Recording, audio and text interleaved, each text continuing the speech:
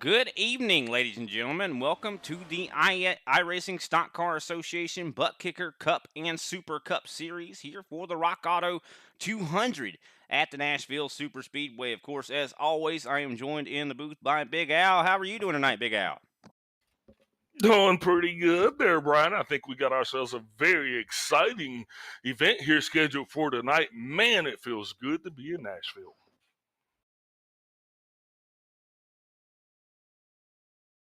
That it does. It very much does so. Feel very good to be here. I don't know. I don't very much envy any of the drivers down there on the racetrack. I actually participated in quite a few of these Nashville Super Speedway races this week myself, and I will be totally honest.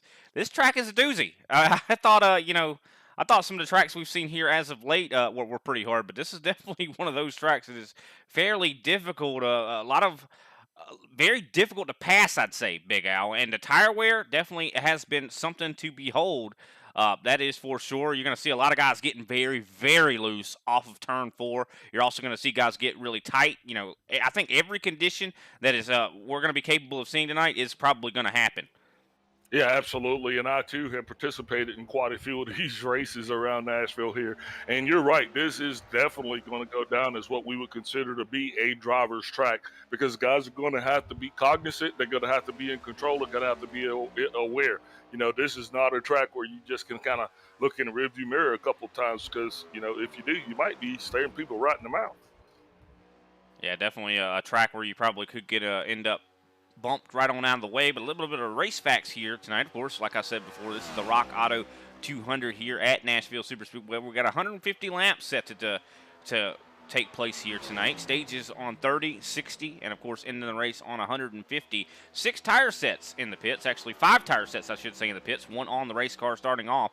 54 laps of gas. This is a 75% tank here, so that does change the handling on these race cars quite a bit. These guys who have been spending a lot of time doing A opens and NIS races to really get prepared for this race are still going to be coming in here with a little bit of a little bit unprepared. They're going to have to hopefully have used that practice wisely to get those cars set for that 75% tank, because that changes the handling of these cars tremendously.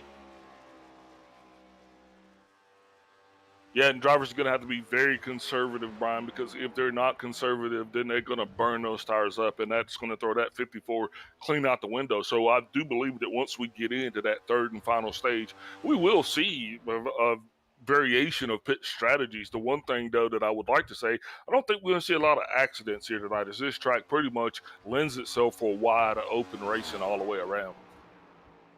Well, I mean, I don't know. From some of the races I've been in, I mean, it could go either way. I've seen races go clean almost the entire way, and also have seen races not go clean the entire way. We've seen guys get loose and overcorrect. I think this track is definitely known for that. When you get loose and you overcorrect and you come right up into the traffic. But a lot of times, you do see guys go down onto the grass and things like that, self-cleaning nature.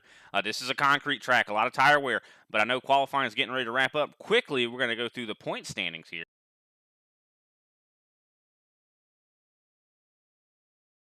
And of course, we are in the.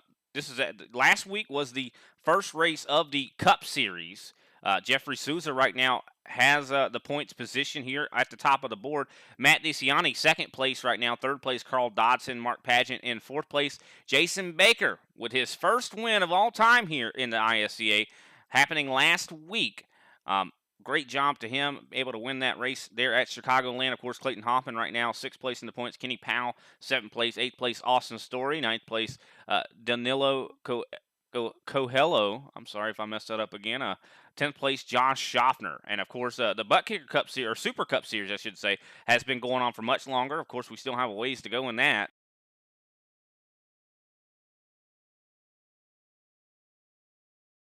And looking at the points there, Clayton Hoffman is in the lead there, 4 wins. Josh Schaffner, 2 wins in second place. Mark Pageant with 2 wins in third place. Jeffrey Souza, 2 wins in fourth place. Brandon Pasalacqua, 2 wins in fifth place. Haven't seen him. I don't know if he's going to be making the grid here tonight. Matt DeCiani, he's got 1 win in sixth place. Al Kozlowski, 1 win in seventh place. Chris Johnson, 1 win in eighth place. Ninth place, Jason Baker with 1 win, which of course happened last week. Noah Bitts, 10th place with 1 win.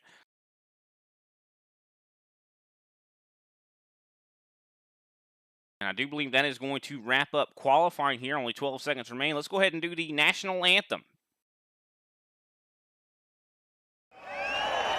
Oh, say, can't you see by the dawn's early light what so proudly we held at the twilight's last gleaming, whose broad stripes and bright stars through the perilous fight o'er the ramparts we watched were so gallantly streaming, and the rockets red glare, the bombs bursting in air gave proof through the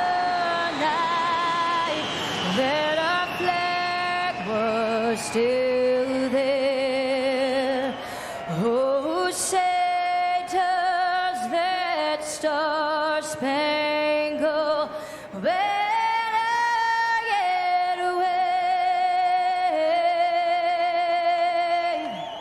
o'er the land of the free and the home of the brave.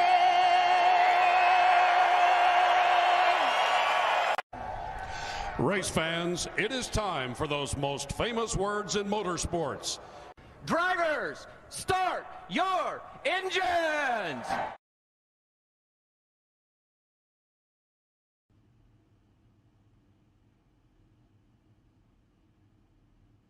And welcome as we once again get ready to start off our coverage of tonight's race. Let's go through that starting lineup.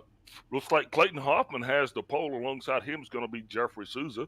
Next to them will be Renato Tamburini in third with Carl Dobson in fourth. Josh Schaffner is going to be in fifth with Eric Kling in sixth. Matt DeCiani starts in seventh with Kyle Green alongside him in eighth.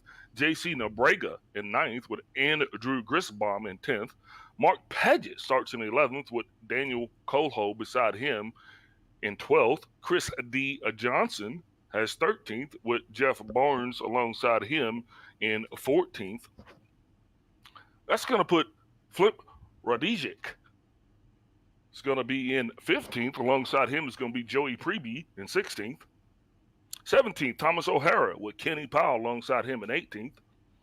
19th, Al Keselowski. Starting alongside him will be Lucas Abreu. Next is going to be Greg Wyszynski starting in that 21st slot with Joseph Lester starting alongside him in 22nd. Your 23rd driver is going to be Austin Story with Mark Sanchez alongside him in 24th. Starting 25th, John Mullins alongside him is going to be Brian Johnson. Next, we'll have Wayne Agrassi starting in 27th with Paul Olsen starting in 28th. Greg Bartlett starts in 29th with Jason D. Baker starting in 30th. Derek Jacobs finds himself in 31st with Andrew Layton beside him in 32nd. Brady Drumhiller and Robert Pattengale will round out that 34-car field. All righty. Definitely going to be exciting race. 34 cars. That is a lot of cars going to be making their way out here. Hopefully everyone makes it to the end. That's going to be the real question here. 150 laps is quite a long distance for these guys to go. Of course, this is an interesting racetrack. Taking a quick look at the track facts here. It's actually a 1.3-mile racetrack. A lot of people think it's a 1.5. It actually is 1.3. Does have a lot of intermediate track kind of things about it, but a lot of people even try to say that this track is a lot like maybe a Richmond or a Phoenix or something like that. The way it kind of runs, you're definitely going to see some guys using some brake around this racetrack, and going to be exit speed going to be the key.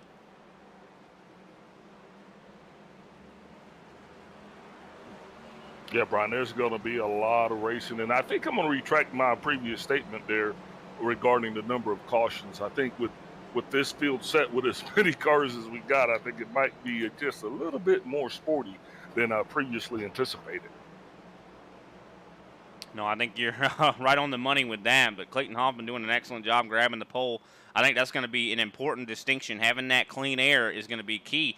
But then again, whenever I was doing a lot of races here, it seemed like clean air might even be, not even the greatest thing because you get really loose as we see the pace car dipping down pit road. Green flag soon to be waving as they enter the Geico restart, and there's the green flag.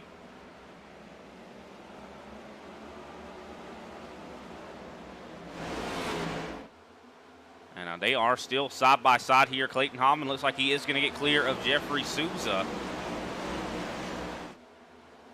Yeah, I think Souza into the outside wall.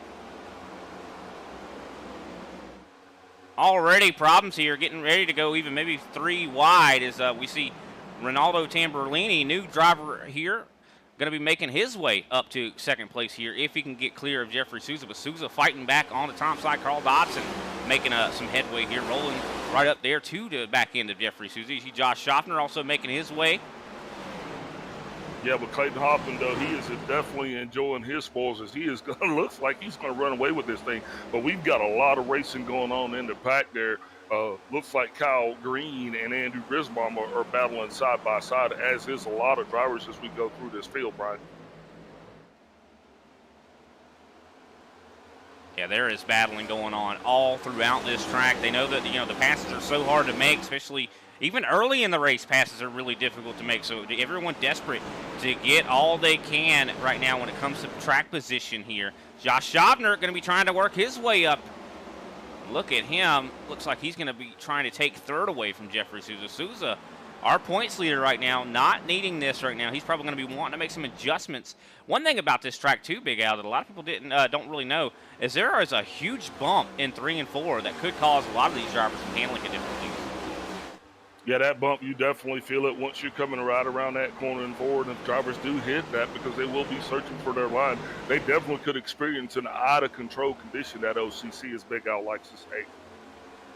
But wow, Brian, we have definitely got ourselves a full field as I'm just scanning this track here, trying to see how everybody's faring as we get this thing going. I mean, drivers are just trying to find a place that they can really just fit in at this point, man, as we're continuing green flag racing here so far as we are going around to lap 6.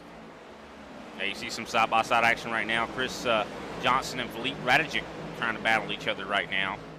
Kenny Powell trying to make something happen too. I know Kenny not very confident coming into this racetrack. Said he didn't feel like he's got it really down pat. Oh, Johnson getting really loose on the entry there. Looks like that 32 car, Jeff Barnes, going to go ahead and go around that 78 of Andrew Grisbaum. Drivers checking up now as they're coming into the turn there. Kenny Powell looks like he's got to get out of the gas as he's going to come along the outside of Chris Johnson. And this track is very easy to overdrive your entry because, I mean, the half of the corner you feel really confident. Like you get down to the bottom and you're able to power off. But a lot of times it's very almost, I'd say, I don't know, almost like an illusion to where you kind of think that you can make the rest of the corner, but then it's too late when you get to the exit, you know what I mean, to make any real adjustments. So you have to lift a lot, and that can cause a lot of problems for the guys that are following you. That makes it even easier for guys to maybe even follow you into that wall. Yeah, well, guys not only will follow you into that wall, but they will run right into the back of you because the key to this racetrack is the arc and the brake.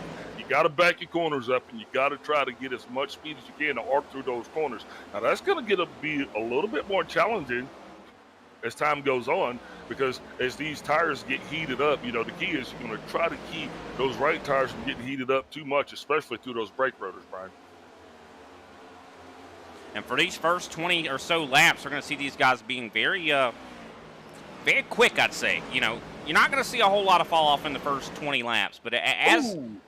Looks like Philip Rodizek gets into the back of Kyle Green. Kyle Green got a little love tap there. I don't think that he was expected, but that's just what we're talking about. How you got to watch out for that guy in front of you checking up because he's going to be on his brakes and in some cases even downshift. Yeah, some more stop. Side battling. This is 65 of Joey Preeb. Oh, Preeb gets super loose. Christy Johnson looks like him and Bree got into each other right there. That caused that 65 car just to get a little bit out of sorts there, Brian. That it did. Caused a lot of issues there. Surprised that 65 caught that machine. Now Al Kozlowski going to take advantage as he's getting pushed by, I do believe, the 19 of Austin Story there. Story looking really quick right now, but where do you go? I mean, you know, you got side-by-side in front of you. There's nothing really you could do. You got to be patient. Oh, the key 65 and the 88 into one another. Yeah, Abreu is definitely making more contact with people than I think he wants to. But the key is you got to be patient, Brian. If you're not patient, you're not going to be around to even get to experience the joys of green flag pit stops. So is this I think that was I think that was Preeb. I think that was had that contact with Al Kozlowski there. Yeah, you're right, Preeby. You're right, Preeby. You correct me too. That's why we're here together, brother. But man, Clayton Hoffman now out to over a second of a lead right now. It's Carl Dodson trying to chase him down. Yep, looks like Felipe Rodiziak's going to get on the inside of that 13 of Baker, and he's going to go ahead and roll on with that position. Side by side, you see Kenny Powell right now, I do believe, battling with Kyle Green. Green, of course, is the 13 machine. It says 19 on that car, but don't let that confuse you because he is actually the 13. And Preeby has been falling through this field right now. Even Greg Wachinski now getting by him, working his way up to the 21st position. I know Greg Wachinski's one we need to keep an eye out for in this race. I know when we did some practicing yesterday with him, he was one of the fastest cars on the racetrack. Yeah, absolutely. He has got his car dialed in, and I think what you're going to experience is with these guys coming back is once you get to that 12 or 13 laps, man, those tires, that's when you first really start to experience that fall off. You know, now the field is actually going to start to see that they're going to be falling back at least a half a second in some cases off the best times. 100%. I mean, right now as we're on going to lap 15 right now, we're definitely starting to see that fall off start to play out. You know, a half a second is pretty much exactly right. It's going to get worse and worse from here. You know, of course, the stage is going to end on lap 30. By 30, it's going to be quite a bit of tire wear. I would not be surprised to see these guys in the 31-second range. Yeah, you gotta run it out though. You gotta be aggressive. I think, especially in that first stage, because you gotta figure out what your tire wear is going to be. As we see, that 35 car is going to go ahead and get on by the one of Matt DeCiani. Looks like the 12 car is also going to try to follow suit. That's JC Nebrega. Matt DeCiani's another guy that's been extremely fast here as well, Brian. So, you know, these guys are just trying to let their cars come onto their own here. You don't want to run up on anybody. Just got to be patient. Oh, yeah, you definitely just have to be as patient as you possibly can. Easier said than done, though. But I think patience is a virtue at a track like this. I mean, I've heard a lot of guys say that, hey, you know, if someone passes you, just go ahead and let them go. I mean, you'll catch them eventually back, you know, because if they're burning their equipment up. Yes, Jeffrey Souza and the 42 of Carl Dobson, they're battling right now for what appears to be that fourth place position. That they are. Carl Dodson was just up to second place, now has fallen back into the clutches of everyone behind him. You look at JC Nobrega coming up on him to maybe take that spot away. And what a great debut here for Renato Tamburlini. Yeah, absolutely. This series definitely has a lot of good drivers, but I tell you, Clayton Hoffman is definitely putting on the show as he's got over a 2-second lead there on the second place car, Josh Hoffman. And we're seeing a lot of guys starting to fall off an incredible amount. It is insane to see Josh Hoffman right now hitting 30.8s while Clayton Hoffman 30.5. Big difference in lap times here at Clean Air. Seems to be really helping out Clayton Hoffman. But I think in the later stages of this race, we're going to start to see lap traffic come into play. We could even see it come into play during this stage. Yeah, and I'm going to tell you what, Ronaldo Tamburini and Jeffrey Souza are battling it out there as they're trying to make it work here to get as many of these points as they can. Looks like that 35 now is going to be on the inside of Eric Kling, and he's going to go ahead and try to make a move up for that third place position there. Way to go, Ronaldo Tamburini, putting on a good run here for himself in this first stage of this race here tonight as we come to 10 to go in stage one. he definitely is putting on a good show here. Eric Kling up on the top side. Being side by side, I think it's not going to be conducive to keep those tires healthy. And I think a lot of these guys are kind of falling into that trap to try to defend up on the top. But, I mean, what you have to do it. I mean, you have to defend that position, even if it is going to sacrifice those tires. And it looks like Eric Kling's going to fall behind Tamburini. Tamburini is going to take over the third position.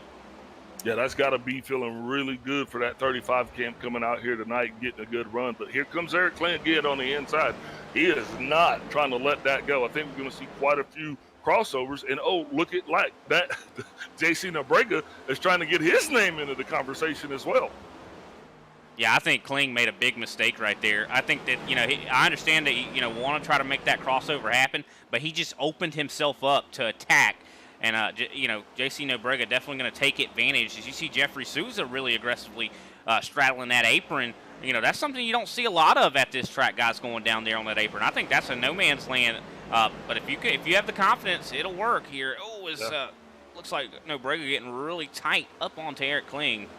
It will eat your tires up is what it'll do. That's why it's no man's land. But I think he's getting his taxpayers' dollars worth as he's driving on every inch of this track that he can. But, hey, you know what? We are still rolling around this thing. 9 to go in the stage, and we've been green the whole time. It's been an exciting race. And if this is any indication of what we're going to see here for the remainder of this thing, with all 34 cars still in it, I think it's going to be a heck of a race, Mike. Battling right now for second place. Here comes Renato Tamburini, going to try to take it over, and he's going to just cruise right by the 50 of Josh Schaffner. Yeah, I figured Josh Schaffner probably didn't expect to see Tamburini coming up on him like that. But, Schaffner is definitely going to be one to watch, as he definitely has been putting down some blistering lap times as well as we've been practicing with these guys. But, if you look at Matt DeCiani right now, who is in 7th place, that'll give you the idea. Carl Dobson all the way down to 10th place. The speed and the caliber of competition is out there on this track tonight. Oh yeah, talent level is that's not something we're lacking at all. As JC Nobrega makes a pass and takes over 3rd place from Josh Schaffner. Andrew Grisbaum having a very good night so far here tonight, showing that he's got a pretty good running car. He's sitting in 9th place and running faster than a lot of the guys that's in front of him. As Josh Schaffner starting to really fall off. 31.5 last time by. Everyone else hitting about 31 flat or 31.1, somewhere in that range. Yeah, and this is where the guys want to do. That's why I said you got to drive that car hard in that first stage, because you can make adjustments from that. So as long as you only got to do 30 laps.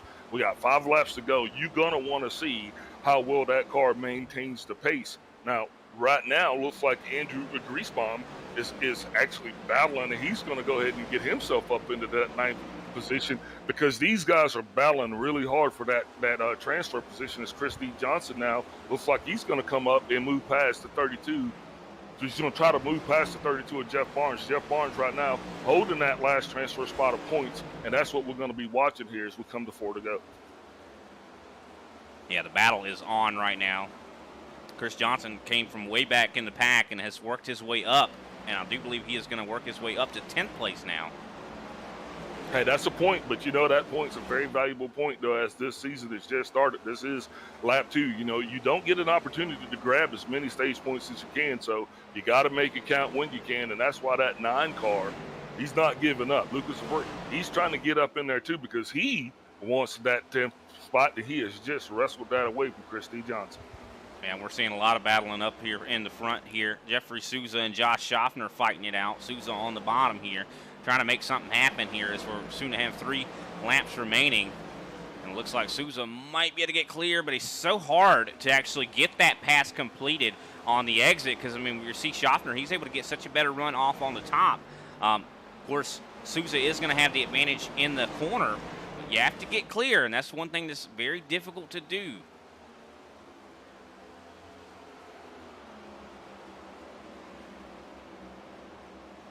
Yeah, looks like we're coming down to 2 to go. Pit road is closed now. Drivers are going to be battling it out as they're trying to get up into the top 10. Clayton Hoffman, though, definitely not having a whole lot of competition here in this first series. But everything changes come Route 2. Yeah, in stage 2, these guys are definitely going to be probably making some adjustments, and you know, the track conditions also probably changing quite a bit here. Kind of a little bit of a cloudy day out here tonight, so you know, that could definitely lend to how these cars are going to start handling. Also, I mentioned before, 75% gas tank really changes the handling too, so a lot of guys probably still trying to deal with that.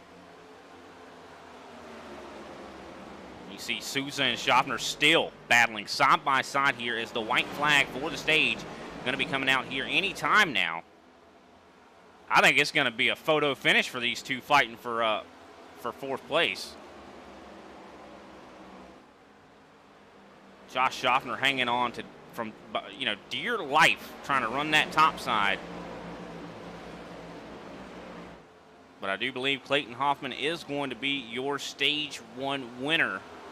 He has right now 4 seconds of a gap, and JC Nobrega has been able to take over 2nd place from Ronaldo Tamburini. Of course, his contact there, Souza and Josh Schaffner battling hard. You also see Matt DeCiani and I do believe the 9 of Lucas Abreu. And there is the yellow flag. Stage 1 is complete. Clayton Hoffman able to win stage 1. JC Nobrega finished in 2nd place. Ronaldo Tamburini in 3rd. Josh Schaffner in 4th place. Jeffrey Souza 5th. Eric Kling in 6th place. Lucas Abreu 7th place. Matt DeCiani in 8th. 9th place Chris Johnson and 10th place Andrew Griesbaum. That was a tremendous stage there. Loved every bit of that. Yeah, indeed it was. And like I said, guys, stage 1 is in the books. Drivers now going to be coming down pit road. They're going to be going and getting 4 tires. They're going to be making adjustments because that's the key right now. And if you don't need to make adjustments, I think you're going to be in a really good position. So with stage 1 in the books, let us go ahead and take a break and get a word from our sponsors. I used to have to go in to the auto parts store. Pay too much, never find quite what I'm looking for. Now I just go online to Rock Auto and see all the parts my car will ever need. Lower prices, more parts, more brands. It's so easy to find the right parts fast.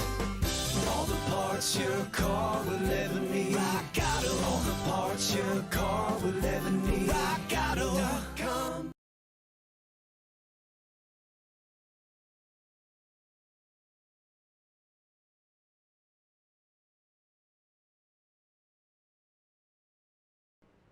And we are back, ladies and gentlemen. Of course, pit stops are underway. Everyone getting that fresh set of tires. Going to try to get off the pit road very good here. And you know what, Big Al? You know, right, might not be the time to talk about it right now, but later in this race, it is definitely going to be the time to talk about it. When it comes to the green flag pit stops, this place is almost impossible. Yeah, Man. we just had a battle coming off of pit road. There were four wide at the line coming off of pit road right there. So that lets you know it was Lucas Abreu. It was the looks like Chris D. Johnson was in there.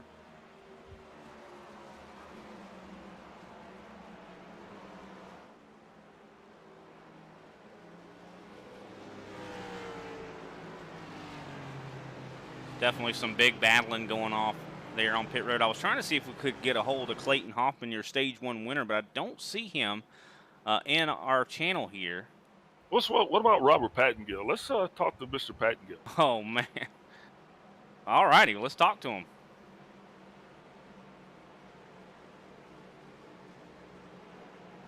Sorry to bother you right now, Mr. Robert Pattengill. Big Al insisted that we talk to you. Big Al, do you want to interview Mr. Pattengill? Hey, Mr. Pattengill, Big Al up here in the booth. How's it going down on race side tonight? It's going good. Got a little patience going on.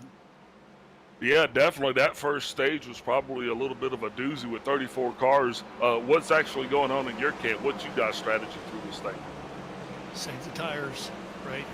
Get comfortable underneath the car and get to those 45-lap runs, you know, and that 90-lap stage, final stage. Save those tires and be prepared at the end. Well, roger that, sir. I'm going to let you get back to it. Just wanted to take an opportunity to yell at you. Before we let you go, anybody like to give a shout-out to?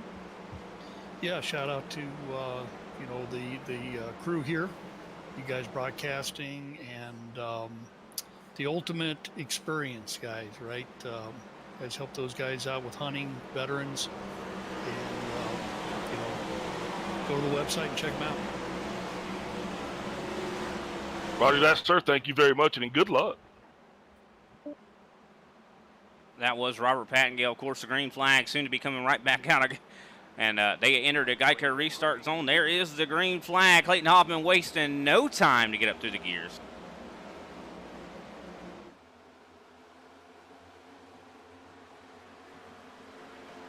Yeah, side by side. Clayton Hoffman definitely going to want to resume what he started there in the first stage of this race by definitely getting in that good run out front. Now, we've already got one stage in the books. Guys understand how their tires are going to shake out. So let's see how this race progresses here in the second stage. Yeah, lots of battling going on right now. I think that the intensity is definitely heated up a little bit more than what we saw at the beginning of stage one. These guys are fighting hard because they know how important this track position is going to be. But then again, I think some guys are taking a little bit different of a strategy. You know, we saw men like Josh Schaffner, Carl Dodson. I know he was one that really started struggling in the longer run. You know, could we see some of these guys maybe take it a bit easier and serve those tires?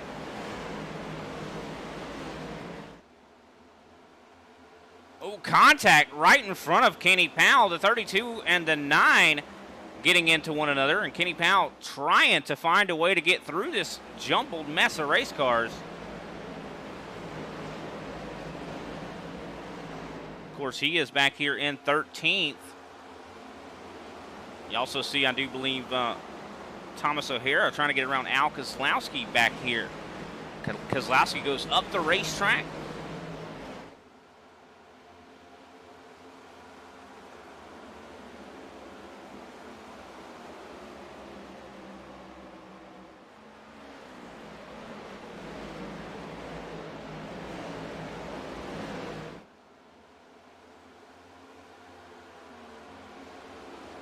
See Philippe Radijic once again fighting there with Lucas Abreu. Some big battling going on in this track. And you can hear these guys whenever they exit turn 4. Yellow flag. Yep, caution is out on the Speedway. Not sure what actually brought that caution out. I would assume maybe the 22.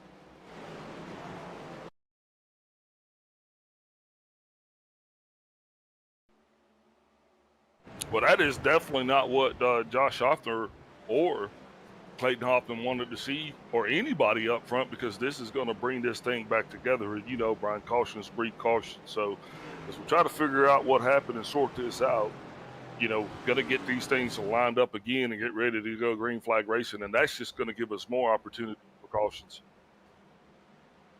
Yeah, I think we had an accident deep in the field. Wasn't actually able to get eyes on it, unfortunately. So I do apologize about that. But I do believe it involved the 22, if I'm not mistaken. But unfortunately, not able to get eyes on that. A little bit of a technical limitation we're having here tonight. I do believe just a lot of cars out there, and I don't know, for some reason tonight iRacing is not treating me very well. But either way, we will continue to cover this race, and that is our first caution based on an incident, though. Definitely excited to see how the rest of this race progresses. This definitely changes this stage up quite a bit. Don't think we're going to see anybody pit here. Definitely, I wouldn't see why you would. It looks like Paul Olson going to be able to get that lucky dog. Definitely happy for him to get back onto the lead lap.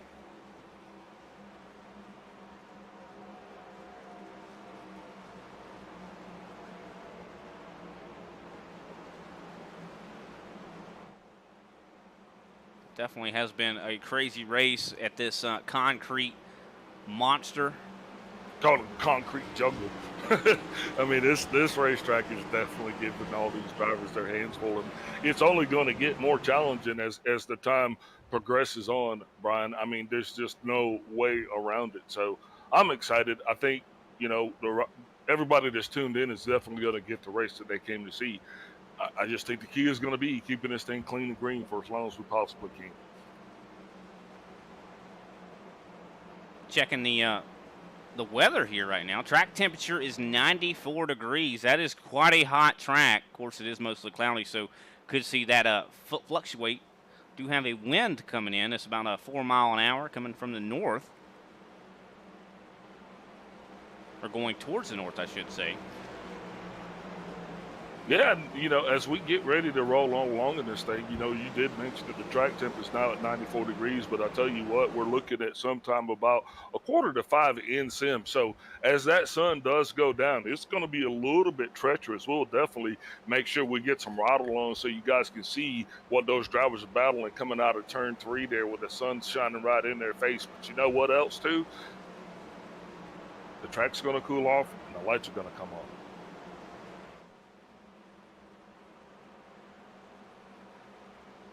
And you know everything gets hotter when the lights go out. Especially these cars get a lot more grippy as this track cools down. And I don't think the track temperature is really very usual from what I've seen in the official sessions. I do believe usually have been seen about an 84 degree. And, you know, even though that's only 10 degree different, it is quite a sizable difference. As we see, I do believe the pace car lights should be going out this time by. Everybody going to getting back lined up and prepared to get back racing here.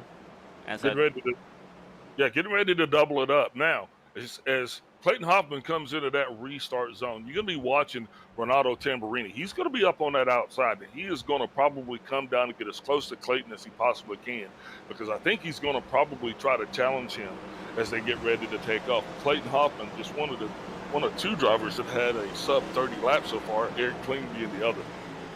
So we still got a lot of racing going on, and I think it's getting ready to get exciting. Yeah, that is quite surprising, you know, seeing Clayton Hoffman and Eric Kling, the only ones hitting that sub 30-second lap.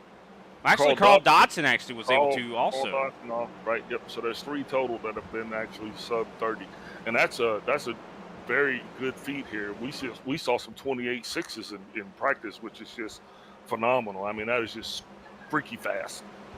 That it is. Here we go. Pace car getting ready to find itself off of the racing surface. That's going to let Clayton Hoffman lead this field to that green flag Geico restart zone. We'll see what he does as we get ready to go racing here again. There's Clayton Hoffman. He is off, and he caught that 35 car really sleep on the outside, Brian. That he did. The 35 goes up the racetrack to try to protect, to get that run off there. Side by side right there behind him. Oh, touching doors there is Eric Kling and the 12 of JC Nobrega. Nobrega trying to fight off Jeffrey Souza. Souza was thinking about taking him 3 wide.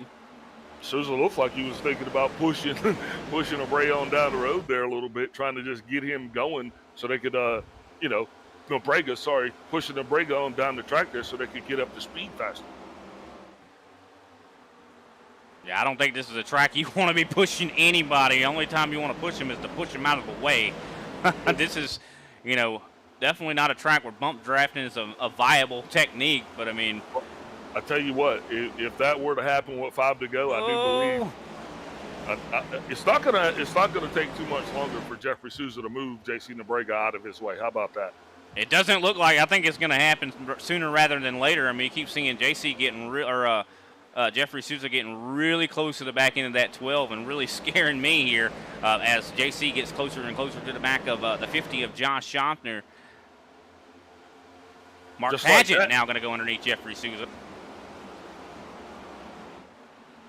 And just like that, looks like we've got some more different drivers making their way up into the top 10 of this thing. Kenny Powell's made it up to 11th. He's got Jeff Barnes coming up there with him as he's going to be in 12th. And Lucas Abreu is finding himself slipping all the way back to that 13th place. 3 wide further back here in the pack. I do believe this is 20th as Greg Bartlett going pretty slow here. Man, this is some scary racing going on right now. I would not be surprised if this causes a caution back here. Well, you know, you do got to risk it for the biscuit, but unfortunately, it's just a little bit early in this competition to be risking anything. I think right now the key is just try to keep it clean. You know, you got the spotters and the crew chiefs are saying, hey, look, you know, keep your head on a swivel. There's a lot of traffic here. You just got to be very aware. You got to look ahead, 2 turns ahead, 1 turn ahead. You know, you just can't be 1 car ahead because next thing you know, it's going to catch up on you real quick. Oh, wow, and Greg Bartlett getting really tight on the exit of that corner there. A lot of guys are having to check up. Yeah, that's because a lot of guys have different braking points. You know, if your brake bias is set a little bit lower than others, you know, then you can hit that brake a lot harder, you know, a little bit later, where some guys are backing it up into the turn. So just that's going to be the reason why you'll see these cars kind of run up on each other like that. It's because everybody has different braking points. Some guys are trying to drive all the way through the corner, you know, waiting on that car to hook up. As Kenny Powell gets a little bit loose, and he is going to lose control as Chris D. Johnson was blinking a little bit. Caution's going to come out on the racetrack.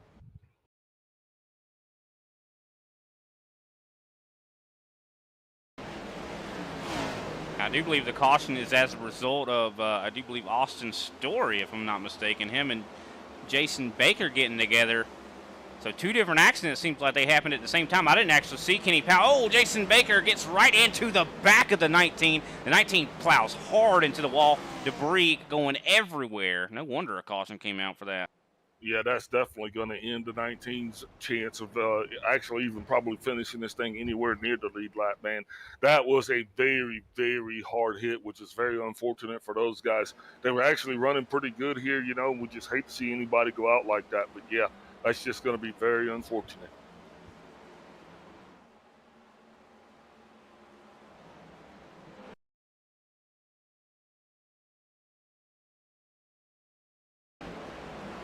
Going to watch this other accident that happened here at the same time. Kenny Powell, I do believe, involved in something. He gets really loose. Oh, man.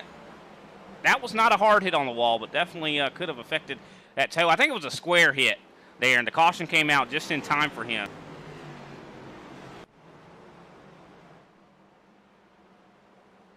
Man, so definitely been some drama out there on the racetrack, that's for sure. Yeah, it looks like Kenny Powell's going to forego coming down pit road. Maybe, you know, he just doesn't want to relinquish that track position because it's very hard to get up front. You know, you just don't want to lose that. I do believe we just saw the 65 of Joey Preby getting his lap back. Definitely going to be good for him. Yeah, you don't want to lose that track position. Very difficult to get that back. And just considering, you know, when we go back green, I do believe we're going to have probably, I'd say, 8 or so laps until the end of the stage. So definitely going to be a short little run to the end of the stage. And I think Clayton Hoffman, he's looking like he's going to be able to take home the Stage 2 victory also. We'll have to wait and see, though, if anybody has anything for him. Looks like we had the 17 and the 84 both coming down pit road. Elected to possibly get a little fixings, maybe get a little loving, maybe pick up a sandwich, snack, I don't know. Maybe he heard his pit crew had some ice cream, and they were going to share with him. Man, I love ice cream. I don't think I know anybody that doesn't. That's for sure. I mean, controversial, though. A lot of people don't like mint chocolate chip. Actually, I'd say it's my favorite ice cream. I figured you were going to have some weird freaking flavor. Some toothpaste-flavored ice cream, right? This can't even be a normal dude. Not Rocky Road, not chocolate. I do like cookie, though. Chocolate chip. Okay. Now, I definitely am an interesting character, I guess, because of my ice cream, what I like. I mean, heck, this is another controversial thing. I like pineapple on my pizza. Ladies and gentlemen, if you're just joining the broadcast, looks like I'm in the booth by myself. Is my assistant, Brian Britt, has done lost his mind. Your assistant, huh? Yeah, I need a cup of coffee. Oh, man. I am the assistant here, ladies and gentlemen, tonight. You're the assistant to the assistant. Would you like a donut, too? Or? No, I don't want a donut, man. You know I'm just joshing you. Well, I mean, while I'm out going to get it, I mean. At least you got your name right here. But looks like the lights are going to be off. Where's Zach at? Looks like the lights are going to be off on the pace car. It's going to be time to double these things up again. Getting ready to go green, the flag racing here, because we got to get this stage in the books. And I'm going to tell you, this is going to be a shootout. There's going to be about 7 laps left in this stage. And you're going to see drivers have to, this is where they're going to risk it for the biscuit, you know, because I think everybody's going to be trying to not only gain those valuable stage points, but you're going to have to get track position, which means you're going to want to be up into that top 10 when it comes time to go down pit road, so you'll have any chance of getting back out up front, because it's hard to pass in the back. Yeah, and one thing, too, these guys all are on pretty older tires, 19-lap old tires to be exact, so could we see some wheel spin on this restart? I don't think wheel spin is going to be that much of a factor because everybody is still on the same tire, so I think Clayton's just going to take it easy and get a good launch like he's been doing, and then everybody else is just going to follow suit. Now, with Eric Kling on the outside, hopefully he'll get a better start off of there than Renato Tamburini did on that last lap. I mean, Clayton Hoffman totally caught him sleeping. Now it's going to be Eric Kling's turn to try something on that high side. Yeah, it'd be interesting to see if anybody else can pull up around Clayton Hoffman, at least to get in front of him. Hoffman leading us into that Geico restart zone now. There he is. And there he goes. And he did. Clayton Hoffman got a little bit better start there than that 35 did, but still not as fast as Hoffman, as he now is starting to run away again. And now he knows this time that the run is for real, because everybody's going to be trying to run him down. See side by side right now, Matt DeCiani, Jeffrey Souza trying to battle it out. Everyone, and Chris Johnson, he's been one of the big movers here tonight. He has already worked his way up into the top 10, now trying to grab a top 8 as he tries to challenge Jeffrey Souza. Yeah, and Eric Kling definitely closing that distance on Hoffman, and closer than anybody's been able to do thus far. But we've got some serious battling going on here, at least in the top 10. Caution is out on the racetrack once again. I do believe Andrew Layton involved.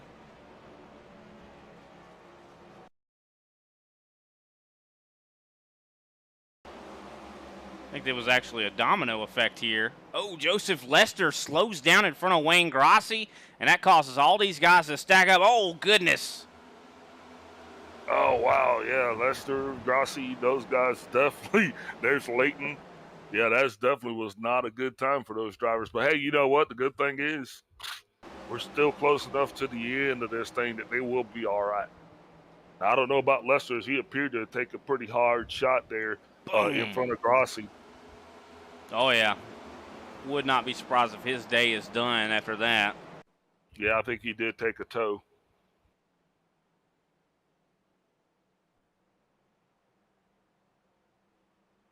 Yeah, Lester had a pretty fast car, so, you know, just unfortunate. Like I said, that's why these guys want to be up front, and looks like Eric Kling and Chris D. Johnson going to be coming on down pit road along with a lot of others. So these guys are going to go ahead and forego the next stage caution to pit. They're pitting now to get tires and fuel, and that's just got to be a move for track position, Brian. That's the only thing that makes sense. Yeah, I definitely think that's exactly what this is, and it could work out well for sure. I mean, especially for a guy like Eric Kling, he's definitely been showing a lot of speed tonight. If he could just get out in front of Clayton Hoffman, that could be the ticket right there. Of course, we are. I do believe we might still go green though. I mean, that caution came out at a really interesting time. I don't know if you could maybe figure that out, or is that going to be the conclusion of the stage there, Big Al? No, that is not going to be the conclusion of the stage. It looks like Paul Osun is going to get that waiver round. So once they go racing again, it should be the green checker for the stage. So just a one-lap shootout then, huh? Well, while we wait for these guys to get back racing here, let's take a quick commercial break. We'll be right back, ladies and gentlemen.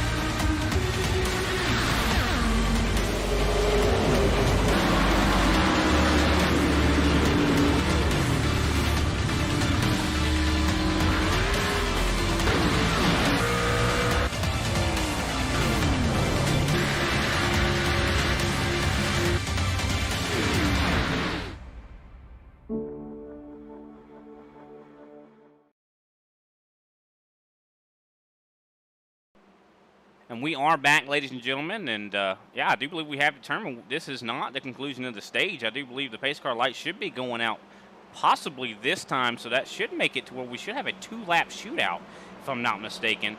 Definitely going to make things very, very interesting here. And we've seen some very interesting calls when it comes to pit road.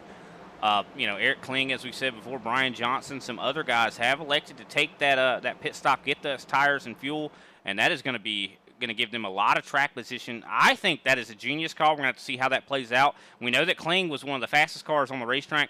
I think that clean air is what's been giving Clayton Hoffman his pace. Of course, Clayton Hoffman automatically going to be fast either way. But if Clayton gets in dirty air, what is that going to do? I mean, we have not seen him in dirty air before here tonight. Yeah, and that's absolutely the reason why those guys elected to come down pit road, because I think Eric Kling, he realized his best shot at getting up to Clayton Hoffman was going to be short pitting him. Yeah, I think that was definitely the risk it for the biscuit move of the race. But we'll have to wait and see how that plays out here as the pace car lights are out. We're preparing to go back green here. The first stage, of course, went green the whole entire way. This stage here has had 2 cautions based on wrecks. And those wrecks were not little itty-bitty wrecks. Those were race enders for some of these drivers. Yeah, and we were definitely hoping that we could have kept this thing clean and green at least through the 3rd stage, but apparently that was not meant to be. But you know what? We still got to get stage 2 in the books, and I think it's going to turn out to be a lot more sporty than the end of the stage 1. Lights off on the pace car. Pace car should be dropping down this time. That's going to post pit road, and that's going to give us a 2-lap shootout to end stage 2.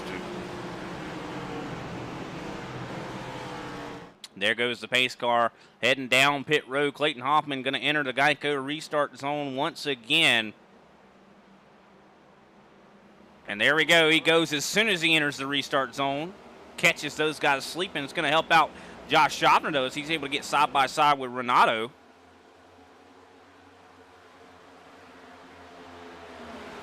Really big battling going on right now in this field as you see J.C. Nobrega trying to fight with Mark Pageant. Pageant going to move up to 4th place, riding up on the top. Schaffner going to take away 2nd place. Yeah, Clayton Hoffman definitely got a lot better launch on that one. I think the best thing that he saw was Eric Kling going down pit road, because this is definitely going to allow him to get a better run as we see that 12 of Matt DeCiani and J.C. Nobrega, the 12 car, battling side by side. Matt DeCiani going to go ahead and take that. That's going to give him the sure in a 5th spot. And, of course, the white flag is out on the racetrack. This next flag will end it for the stage. Clayton Hoffman looks like he's going to come home as your stage 2 winner. A lot of battling still as they fan out as they cross the line, and that will end stage number 2. What a great job for these guys. They were fanning out trying to get every position they could there. Clayton Hoffman, of course, going to be your stage 2 winner. Josh Schaffner finishing 2nd place. Renato Tamburini in 3rd place. Mark Pageant 4th place. Matt DeCiani in 5th. 6th place J.C. Nobrega. 7th place Jeffrey Souza. 8th place Kenny Powell. 9th place Jason Baker. And 10th place Al Kozlowski, working his way up into the top 10 for the first time here tonight. Of course, everyone that did not pit on that last caution is going to be finding themselves down pit road this time by. And that includes our leader, Clayton Hoffman. And Eric Kling, of course, probably going to be staying out and getting all that track position and not a lot of time on those tires.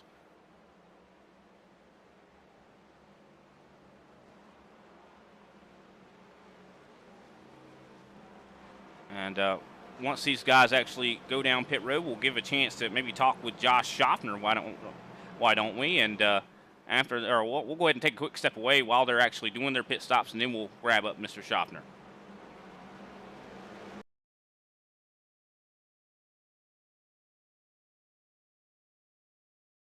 ButtKicker. Feel what you've been missing.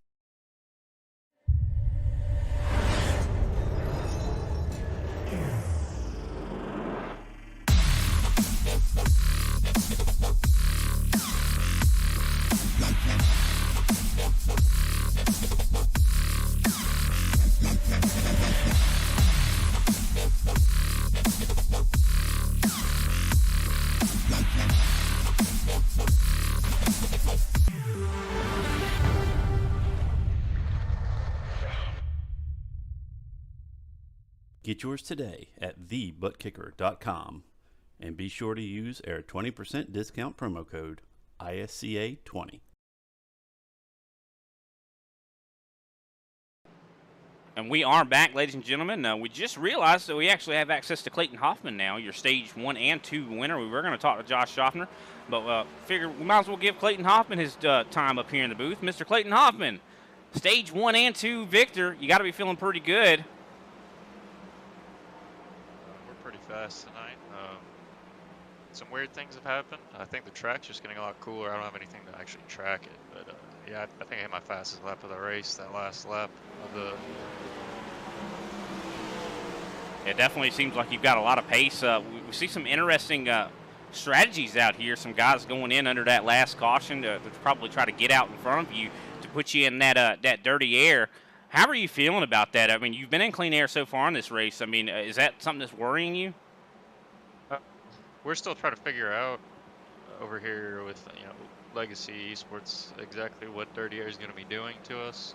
It seems like as long as you're not too far back, it really doesn't hurt you that much.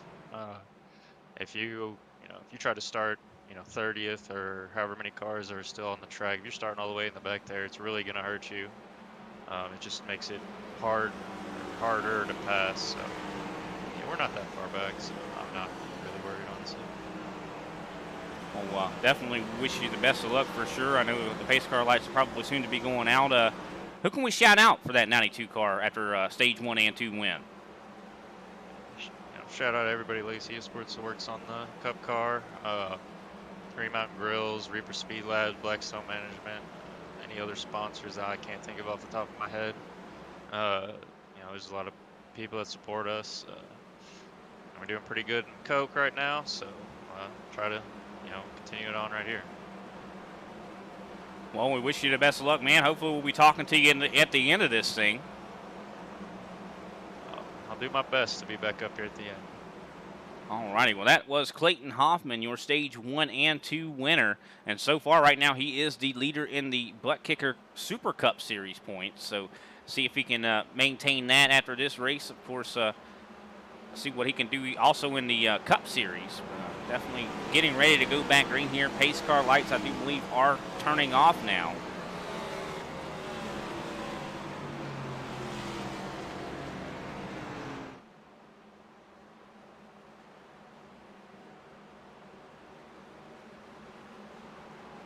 And the green flag soon to be waving back out in the air as these guys prepare to do the final stage here. Of course, as we mentioned, this is when this information is going to be very important, is the fuel run length, 54 laps. So these guys are definitely going to end up having to make a green flag stop if a caution does not come out.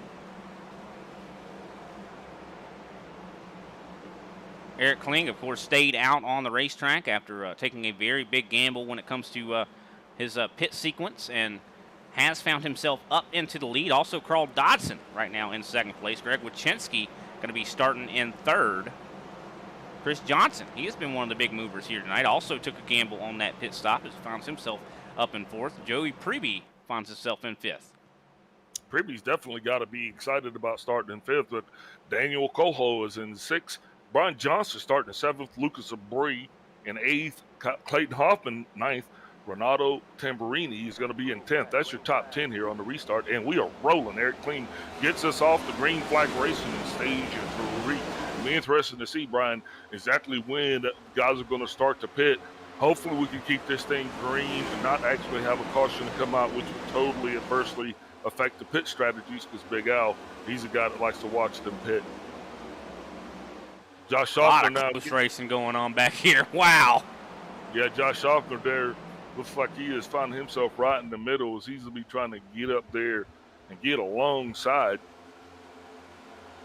Yeah, he definitely taking a lot of liberties there. He kind of threw a little bit of a block on that 4 car, and it seemed like it worked out for him as you see Mark Pageant sliding up the racetrack a little bit in front of the 22.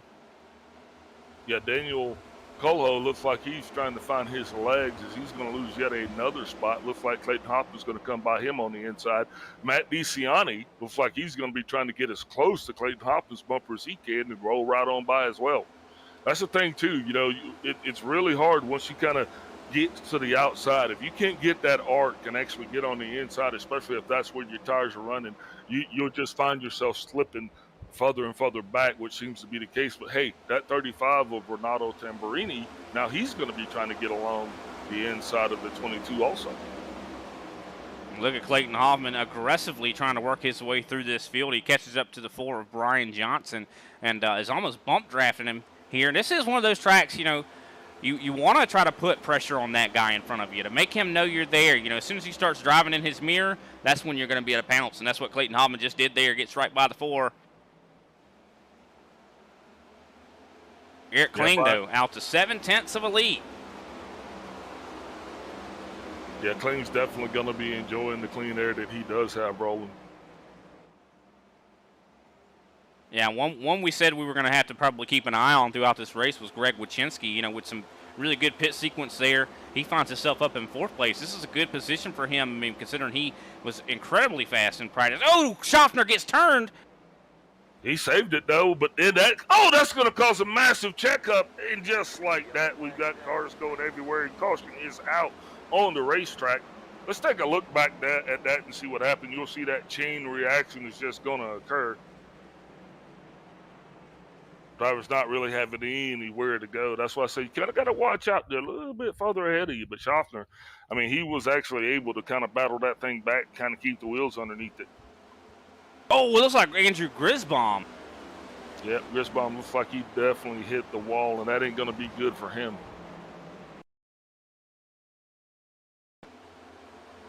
Watching it, I think, like you said, it was kind of an accordion effect with all those guys kind of getting checked up. See right in front, you see Schaffner almost goes around, slows down everybody, and then Grisbaum gets into the back of the 35 there, I do believe, and then smashes the outside wall. Yeah, he hit that wall hard, too. Looks like he's going to limp it on back around, but probably definitely going to end his night. Yeah, I would not be surprised to see if one of those tires is separated from the actual, you know, drivetrain there or, you know, tire rod. Yeah, Carl Dobson's going to actually come down pit road. Not sure what that's about. But Dobson was actually running pretty fast, and then he had found himself in the back. Interesting to see he's going to relinquish the race position, you know, but maybe he's going to go ahead and top that thing off, man, and maybe try to stay out there a little bit longer. Looks like he's changing tires. And 35 definitely going to be going down pit road. He actually probably got some damage out of that whole deal because he was one of the ones got checked up and smashed right into the back of someone else, and then someone gets into the back of him. I mean, he was just a sandwich right there. Nothing really you could do with that situation. I mean, of course, Josh Schaffner has every right to try to save that machine, but it just caused a domino effect of guys trying to avoid hitting him.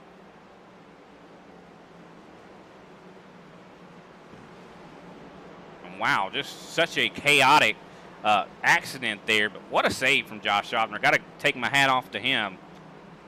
Yeah, I mean, heads up to Josh Schaffner. But, hey, what about the 117 there in the 51? These two guys, Thomas O'Hara and Jason Baker, those two were actually connected together, man, and they were moving through traffic like a freight train. A well-oiled unit there, so we'll be interested to watch those guys as they have now made their way up into the top 10. And actually, Josh Schaffner going to be heading down pit road. Interesting call here. Probably, when you go sideways like that, it definitely hurts your tires. So I would assume he's probably trying to make sure. But Jason Baker, you just mentioned him. He is last week's winner. Last Thursday, he actually managed to secure his first ISCA ButtKicker Cup Series win. And very proud of him. Very proud of him. With a very bold strategy, he won that race. And he did it in a true champion fashion. I mean, he walked right by the majority of the field there with those last couple of laps, and there was nothing anybody could do. Could we see something similar take place here in this race? I don't think it's outside of the realm of possibility. I mean, someone could have maybe even learned from what he did to try to, maybe if I can replicate that and get my first win,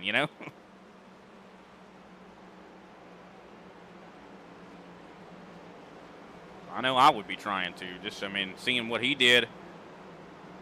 Especially, these guys, if I'm not mistaken, we've had 2 pit stops so far here tonight for most of these drivers. So that leaves, I do believe, if I'm not mistaken, 2 sets of tires left in the pits. If we have more cautions and, some guys get a little bit more liberal with those pit stops, we could see some guys even run out of tires here tonight, and that could be something that really benefits that guy that is patient and doesn't use that set of tire, doesn't, fall victim to that temptation, if you will.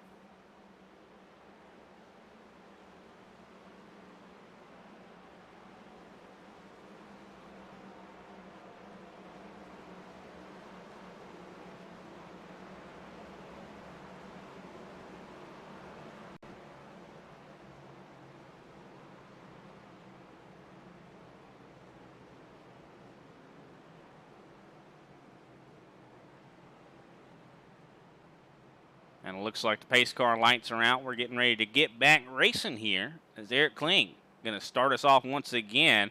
Clayton Hoffman has moved up to 7th place, so a little bit closer to the front here. But I do think that what we're seeing from him, I would say he is suffering from that dirty air. He even says that his team doesn't know how to really react to that.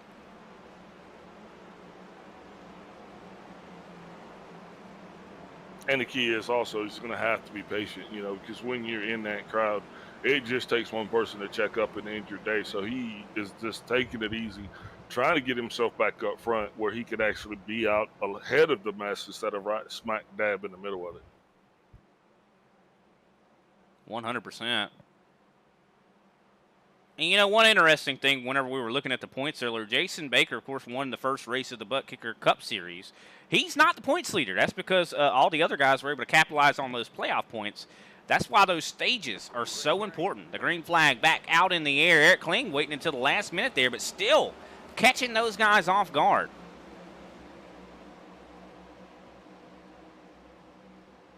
Yep, lots of side-by-side. Oh, there's a 65. He gets turned. Sideways in the 4. Oh, 22 is going to get into the back of him. People are checked up all over the place. Caution is out.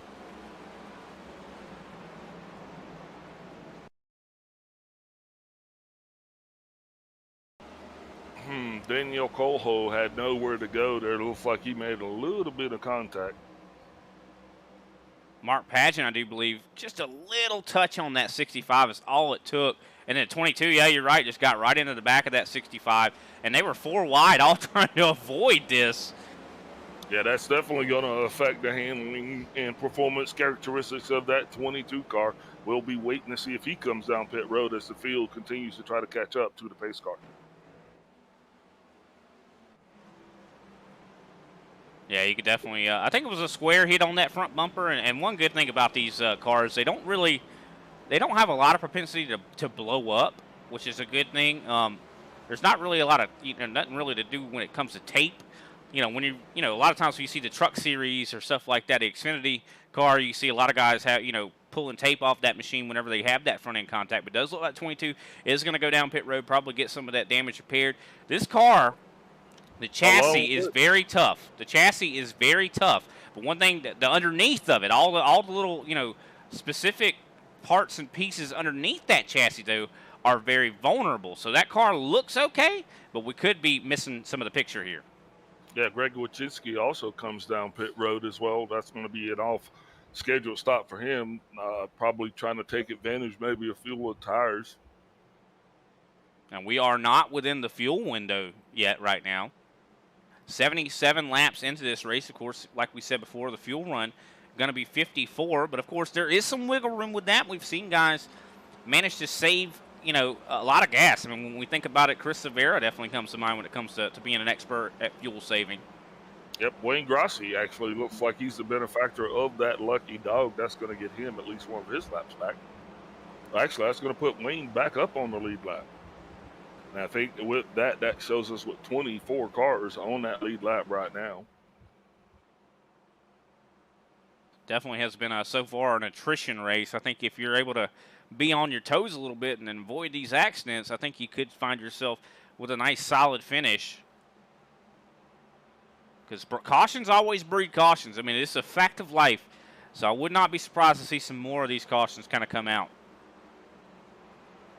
Yeah, Eric Kling probably not appreciating the fact that we've been under caution yet again, as that's really going to keep him from trying to get any type of a lead. Every time he gets any momentum, it seems like the field stacks up again on him.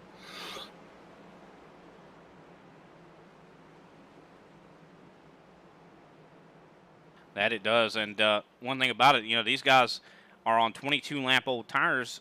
A majority of these guys up in the top 10. Some are not. I do look at Clayton Hoffman. He's, of course, 15-lap on his tires, so he has a little bit of a tire advantage.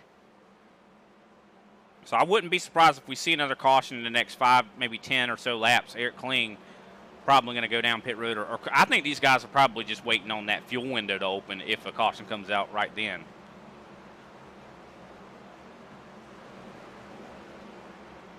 Definitely want to give a big shout out to ButtKicker coming on board here for the ButtKicker Super Cup and Cup Series. Also Rock Auto being the title sponsor for tonight's race.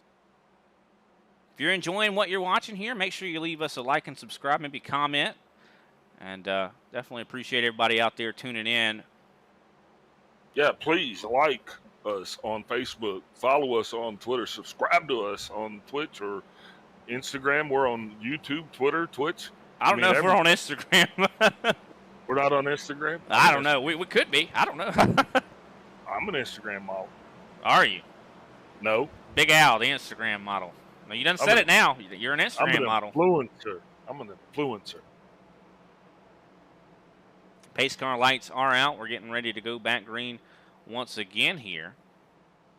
And I do believe we will have, if I'm not mistaken, 70 laps to go, or actually 71 when we go back green. Shout out to Chris D. Johnson now. He's already pulled himself up now to be starting alongside Eric Kling as we get ready to kick this thing back off.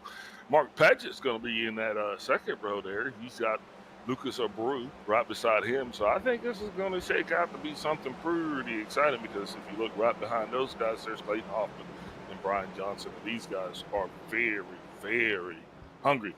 A little bit of paint swap there between the 65 and the 4 there, and I don't know if that was a love tap there during that caution or maybe it was just like, hey, man, you kind of spun me out, but, hey, I think they're good to go now. Lights are off on pace car. He's going to be dropping off the track here, and we're getting ready to kick this thing in the gear. It is. Eric Kling takes us through that Geico restart zone once again. And here comes the green flag getting ready to wave back in the air. And there goes Eric Kling, wasting no time to get up through the gears. Mark Padgett going to try to fight side by side with Chris Johnson. Chris Johnson looks like he had a little bit of a boo-boo on there on that restart. I don't know if he spun his tires or what. But that's definitely going to cost him that second place because Mark Padgett definitely going to take all he can. Clayton Hoffman now is going to show his nose on the inside as he definitely wants to be on that podium again as he continues his march to the front trying to get in that good air. Chris Johnson throwing a block. That was a very substantial block as well. Very, very well-timed place block. Yeah, it wasn't very egregious, but you could tell what he was going for. He was like, no, you are not passing me right now. I don't think Clayton Hoffman's going to take no for an answer. Yeah, that does suck when you get your momentum taken away from you like that. It's like somebody knocking the breath out of you, kind of. Clayton Hoffman definitely going to be desperate to get that lead back as Eric Kling has taken full control of the clean air.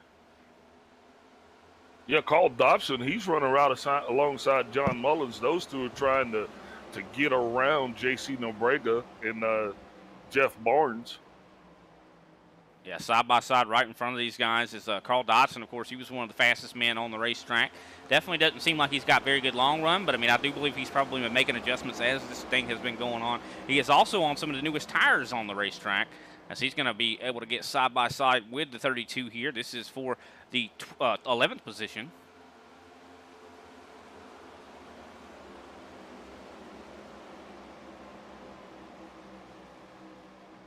Yeah, it looks like those two battling it right out right there. And, you know, these cars are going to start to get a little bit tight, Brian, because, you know, it is starting to get a little bit darker. That track temperature is all the way down from 94 to 87. The outside temperature is still holding firm at 78. Looks like it is a 524 in sim. About any minute now, I think those lights are going to be coming on. And you know what else is going to be coming on? Big Al's going to be starting to pull out his mathematical calculator here, trying to figure out when these pit stops are going to happen if we make it that far. Kenny Powell now coming up behind John Mullins as well. He's stuck behind that 32. These guys are definitely racing here. Powell now on the inside of the 64 Mullins. He's going to try to go ahead. That battle right there is currently for 13th place. Last week winner Jason Baker working his way up to the 6th position. That 51 looking like a rocket ship here, and probably a lot of confidence coming from last week's win. Yeah, absolutely. Him and that 117 and Thomas O'Hara, like I said, they were working together in tandem, and it seemed to be working pretty good. Well, O'Hara kind of has slipped back just a little bit, but Jason Baker is, like you said, he's holding up in that 6th place position. He has definitely got to be feeling pretty good about the showing that he's having here tonight. Definitely has to be. Kenny Powell alongside John Mullins. Oh, Powell going to try to slide up in front. I think he's going to get clear here. Yeah, but I think Mullins is probably going to be trying to set him up for a crossover at least. He's got to be careful because Souza now is going to show his nose and try to get around that 64 John Mullins as well. Mullins got a little bit tight there. Almost looked like they made contact, but he was actually able to back off and let that 14 roll on by. Clayton Hoffman now putting some work on here. Chris Johnson. Oh, Clayton Hoffman getting really tight up to the door of Johnson. Trying to fight right now for 3rd place. And, you know, you got to be careful too. But these guys did get a little bit of a reprieve because they did have that caution. But now that kind of throws off your counter. So these guys are back in there, and they're trying to figure out what's going on. But, you know, these cars are not going to handle any better as time goes on. Clayton Hoffman was trying to get by Chris Johnson, could not make the pass on the bottom, just getting too tight, not able to have the momentum, and that has put him under fire from the 9. Also, you see Jason Baker starting to put some pressure on the 9 of Lucas Abreu.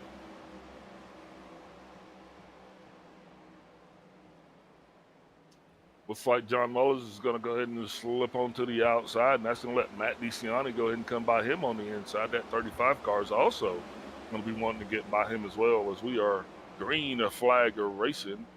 Here comes Josh Schaubner trying to march his way back through the field. Also, Greg Wachinski there with him. Sorry, Big Al. No, I was just going to say, looks like we got some 89 laps of 150 complete here. And we're getting closer and closer to the fuel window here. I do believe in the next 5 laps or so, the fuel window should open. As here comes Clayton Hoffman once again trying to get around Chris Johnson. This has allowed Eric Kling and Mark Padgett to just drive away because these guys are fighting side by side like this.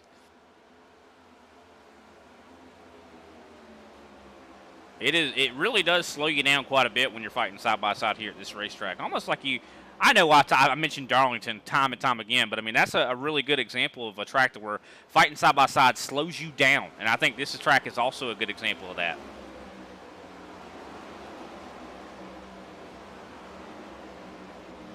As they are battling side by side, neck and neck. Here's Clayton Hoffman tries to edge out in front, but just not able to get there. Now the 9, Lucas Abreu, he's going to probably try to take these guys 3 wide. Is he going to have the patience to maybe not do that? I don't know if I would be wanting to take these guys 3 wide.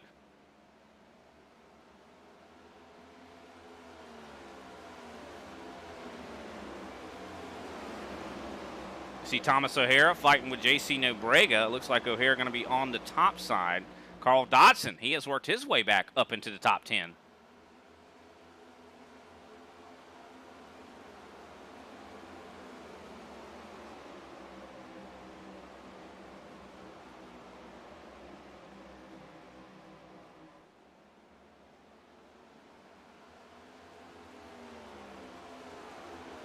Oh, Chris Johnson, he's fallen back now to 5th place. So Clayton Hoffman managed to get by him.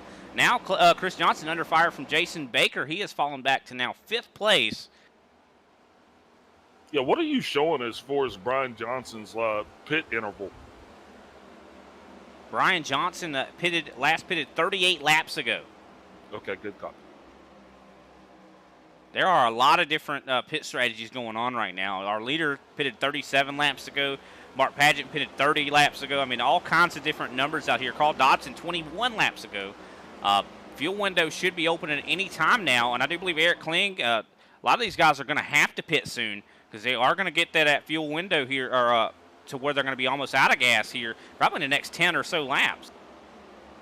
Yeah, but I don't think anybody's going to initiate that trip down pit road until they see somebody else at the boot. Because the thing is right here, and I say this 100 times, I want my driver to stay out. I want him to try to see how much fuel he can squeeze out of that tank. You know, it is 54.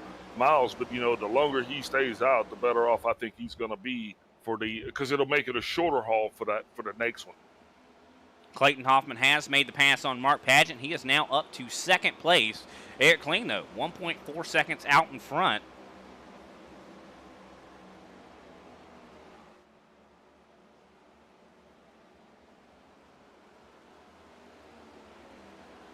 Carl Dodson slowly and surely working his way through the field. You see Brian Johnson right now trying to go underneath Jason Baker. Man, we have got a lot of racing going on all around this racetrack, and I'm going to tell you, it is very sporty, very exciting too, considering exactly where we're at in this thing, as we still got some 54 laps left before we can actually call this over. So if the caution were to come out now, drivers would actually be able to pit and make this thing on fuel for the remainder of the race. Yeah, I think this is when we're going to start to see those green flag pit stops start to kick off. But then again, I mean, these guys are going to want to have the newest tires at the end. Oh, Kenny Powell starting to maybe show a little bit of displeasure on Joey Preby. He's getting really close to the back end. This is going to be hairy here. Yeah, Preby is definitely not making any friends out there, I would say. He's definitely not going to be getting a Christmas card from Kenny Powell, it doesn't look. No, absolutely not. In that 12 car, though, he is definitely rolling right on up to the back of Brian Johnson. Going to be wanting to probably try to peak on the inside here the next couple of laps. Brian Racing's just continuing all over the racetrack as the 42 is going to go ahead and get around that 51 car, Jason D. Baker, and maintain his position. But Jeffrey Souza now is coming to do the same thing. Here comes that 117 of Thomas O'Hara now alongside the 51 4 position. Yeah, it looks like the 51 definitely doesn't have a long-run car right now. He definitely was looking really good in the short to mid-run, but looks like the longer he goes, the slower he's getting right now. Maybe burn that equipment up. And that's one thing you don't want to do at a track like this. As Thomas O'Hara going to try to slide right on by. Joey Prebe is still trying to keep Kenny Powell behind him. I don't know, though. I don't think it's going to work this time. Kenny Powell side by side. Powell's going to be trying to get that inside advantage as they come around the inside here. Looks like Powell's going to be able to hold him off. He's got the 35 that's going to come right behind him. That 65 is going to have to get low. If not, he's going to see a lot of other cars go by him as well. I think I just saw a little bit of contact between the 65 and Matt DeCiani there. Oh, the 65 is going to get turned. The 65 was turned, and I'm going to tell you what. I mean, look, he has been in a bunch of mix-ups here tonight that's just got to make you wonder, man, like what's really going on. I think guys are probably getting sick of him, and that's why he's getting so many bumpers out there. I do believe he just keeps coming down on people and he's not clear. I think he thinks he's clear, but he was not clear. Well, I understand trying to battle to get down on the inside because he has to do that. If he wants any shot of trying to stay there, he got to get on the inside in order to gain that momentum to keep it going around the turn. You know, you can always come back up. I think we might have missed something here. Clayton Hoffman is your new leader. Back up into the lead once again here. He's gotten by Eric Kling, and also Lucas Abreu has gotten by him also, moving himself up to second place. Well, you know, Kling's tires are on the better side of Warren. Even though he did have 2 laps that he pitted prior to those guys, it was just going to be a matter of time before he did see that fall off. But no need to panic. Still got plenty of racing to go. And those top 3 have definitely distinguished themselves from the rest of the pack as they do have a lead now that is starting to build. And we're starting to see, you know, a little bit more like what we saw there in that first stage, Brian. First green flag pit stop, Matt DeCiani. James Baker just came in real hard there on the back of that 2-4 Kenny Powell. And that actually caused Josh Schaffner actually have to check up as well. So the 51 out of the gas, going to let Schaffner come by on the inside, but he definitely was creeping up on Powell pretty fast. And then Greg Wachinski looks like he's also going to be trying to make it around the inside as well. As we are now in the fuel window, green flag pit stops have been kicked off. Matt DeCiani went down pit road, but yeah, you're right. A lot of battling still going on here. Jason Baker causing some problems here. Greg Wachinski trying to get around him. Yes, Baker continues to slip on back. He is now in 14th, where he was actually running all the way up in 5th place, if you remember earlier. So I think, you know, you might have called it correctly. And he just got to gauge himself a little bit better to try to keep some of that speed, you know, to remain consistent throughout the run.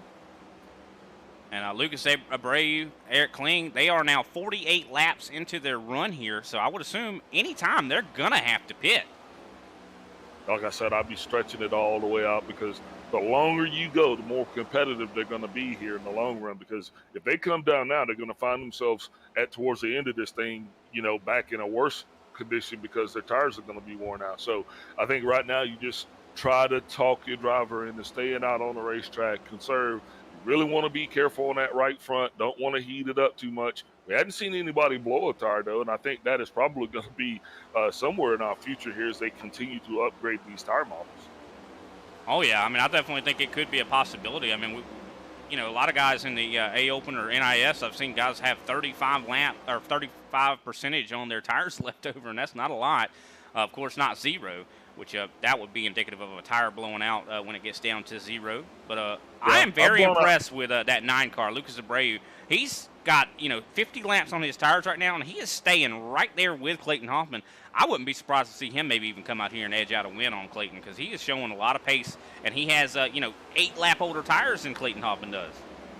Yeah, but if his car's set up for that long run, he might want to be pitting now because it's hard to get those things dialed in, and we'll find out where everybody is at, as far as the marker, I guess you'd say. It looks like we've got some 43 laps to go in this thing. Got the 5-1 and the 6-4 both on pit road. So, yep, more green flag pit stops underway, and any minute now we're going to see a lot of guys going down. Brian Johnson probably going to be going down here shortly. He's now 52 laps on his tires. And then that's even going to create even a more intense dynamic because what's going to happen at that point, it's like the cat car just missed the pit road entrance. That is not going to be good for him.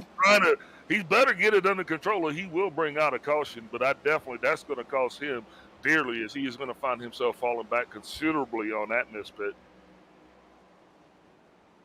Yeah, that's almost the equivalent of making 2 pit stops.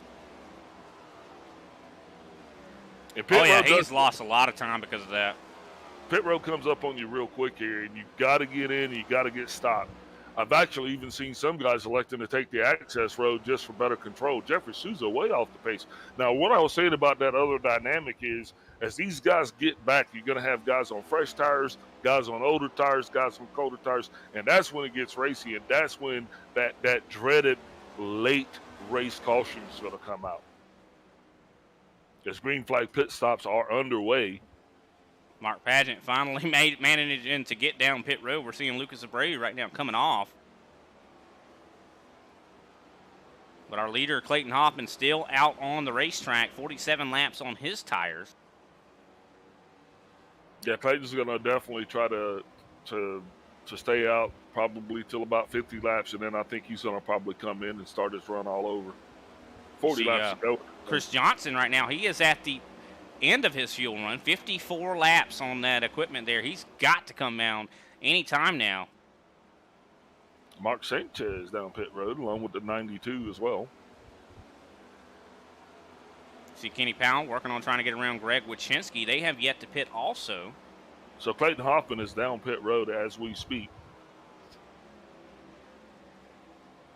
Yeah, there he goes. Going to be hitting his box right now.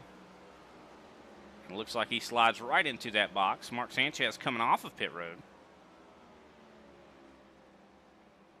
Here comes JC Nobrega, going to be pitting from the lead here. I think this is the time that you come down now because I do believe if you stay out and if you stay out any longer at this point, you're probably going to take yourself out of contention because Clayton Hoffman is going to be coming out with those freshies, and he is definitely going to be a beast. That he will. Chris Johnson has been defying expectations here. 56 laps he has been out here on this racetrack. How is he still out there running?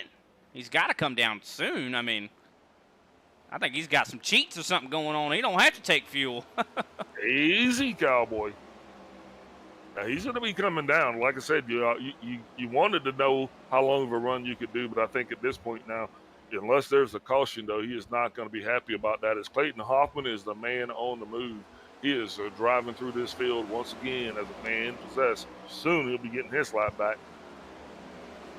That he will be, but this is one of the most dangerous times here is when you're having to deal with guys that are on older tires. You know, it's so hard to predict their momentum.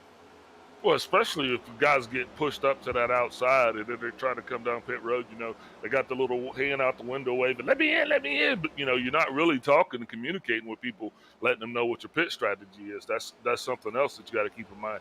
Matt DeCiani now has definitely got his hands full. That he does. As this is just a gaggle of race cars right now. 3 wide is Thomas O'Hara down pit road. Man, I bet he had a pretty good pucker moment there trying to get down pit road right when he had cars everywhere he looked.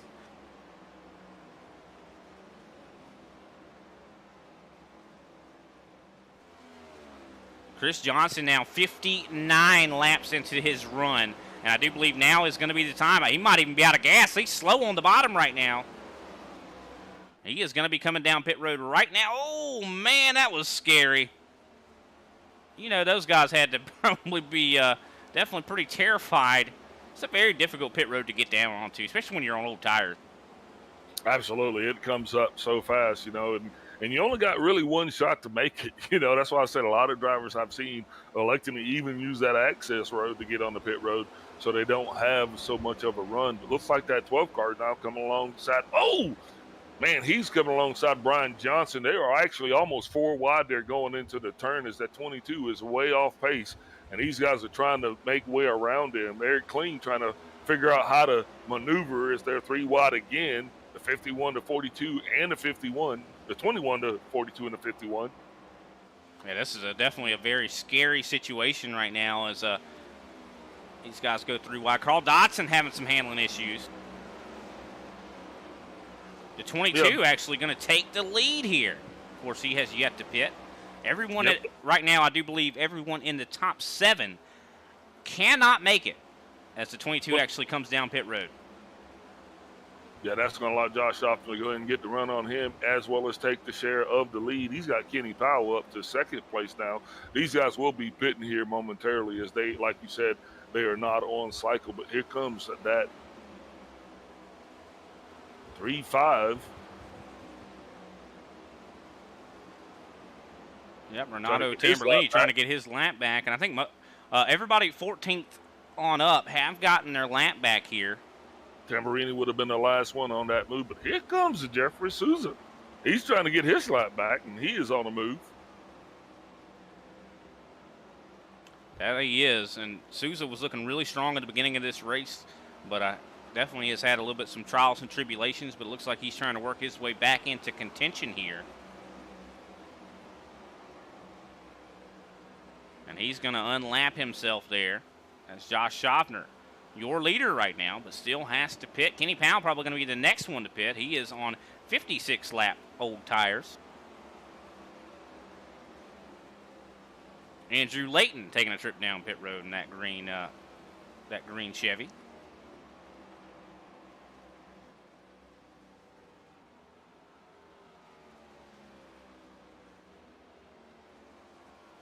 I do believe Clayton Hoffman, though, when everything is said and done, I think he's going to be in the lead here. Greg Bartlett is going to unlap himself now.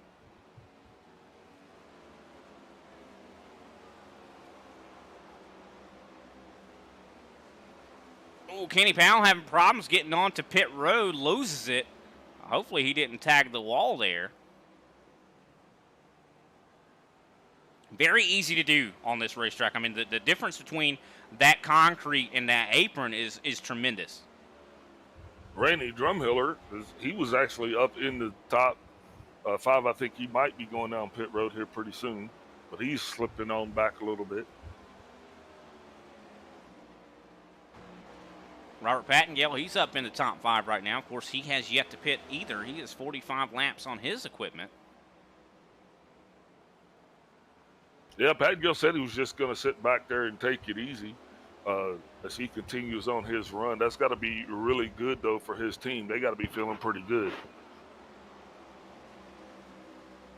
Definitely do. As Clayton Hoffman, though, essentially, I do believe once everything is settled out, he will be your leader. And Hoffman actually has caught up here to Pattengale. Is now going to work his way back up into the top 5. As now we have, I do believe, 27 laps to go. Josh Schaffner still out on the racetrack, still your leader,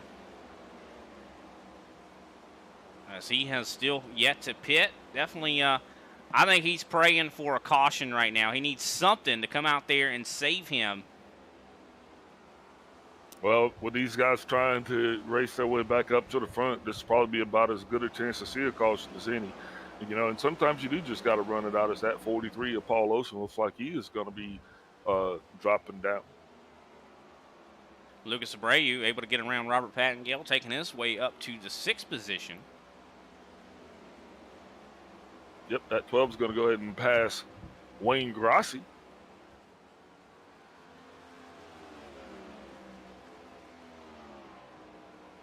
And definitely has spread out quite a bit after a lot of these green flag pit stops. We still do see some pockets of racing on the racetrack. Yeah, Drumheller is actually being shown up in. Oh, 3 wide right here for a second. That was scary.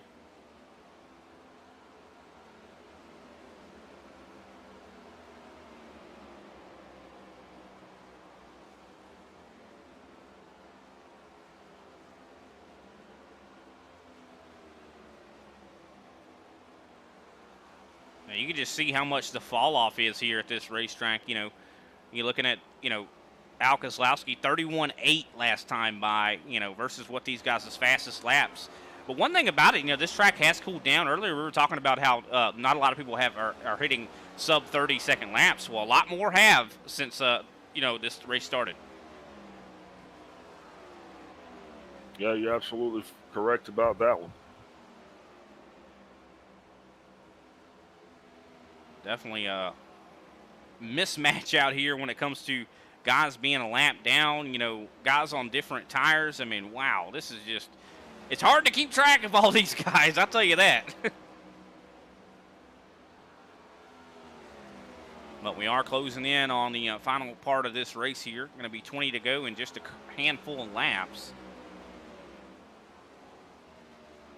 And I do believe the only one who has stayed out so far here is Josh Schaffner and Al Kozlowski.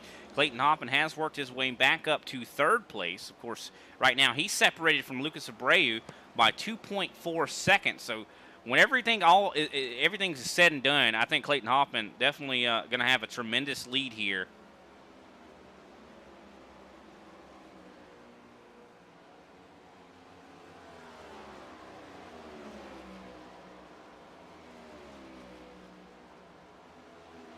And I think even if those guys didn't have to pit, I think Clayton Hoffman would still catch them because he's only 1 point. Actually, oh, there go Al Kozlowski into the grass there, trying to get down pit road. I don't believe that's going to be an unsafe pit exit or entry. Luckily for him. Hopefully he didn't get caught speeding with that. And I do believe Josh Schaffner going to be the last man standing here. 56 laps on his equipment. Appreciate everybody out there tuning in here to the Rock Auto 200. And it has definitely been an exciting race, as we are some 20 laps to go remaining in this 150 lap event. Looks like the majority of the cars have actually already made their final pit stops. Still got a couple guys who remain yet to pit, to include your leader, Josh Schaffner. Still got plenty of opportunity left for a late race caution to come out and ruin everybody's day. Oh, yeah, still a lot of racing going on right now. As you could look, Greg Bartlett actually fighting now with Mark Pageant. This is for the 12th position. You see a gaggle of cars right there all trying to make something happen. Thomas O'Hara trying to take him 3 wide here. Yeah, Greg Wachinski, you said his car was fast. He's got also Chris D. Johnson up in the middle of that. Greg and Chris actually make a little bit of contact with each other. Greg's going to come on back in there. He is really driving that thing hard into those turns there, Brian. That he is. Chris Johnson, of course, I do believe he waited longer than almost anybody to go down pit road. he has definitely got a little bit of a better tires right now than a lot of these guys. Of course, he ran that thing out completely, and he's worked his way back up and now to the top 11. Yeah, absolutely. Wachinski's trying to get by Mark Paget there so he can continue along the way there with Chris D. Johnson. Thomas O'Hare is in front of these guys. Looks like Wachinski's going to go ahead and get the move on the inside. That's going to put him in the top 10. He's got to be feeling pretty good about that showing.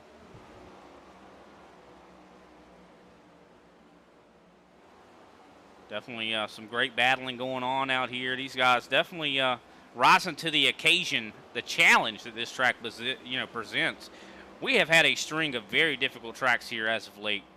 I'll tell you that. And also, these guys definitely have shown a lot of, I'd say, improv skills, if you will, just considering, having all these changes here with the tire model, the damage model all changing, and, these guys sticking with it. Jeff Barnes making a pass here on Jason Baker, going to take over 7th place. Jeff Barnes been having a pretty quiet race in that Mountain Dew machine. Of course, he has been definitely been in the middle of the pack, kind of battling very hard. He has surged, ahead. The cream rises to the top.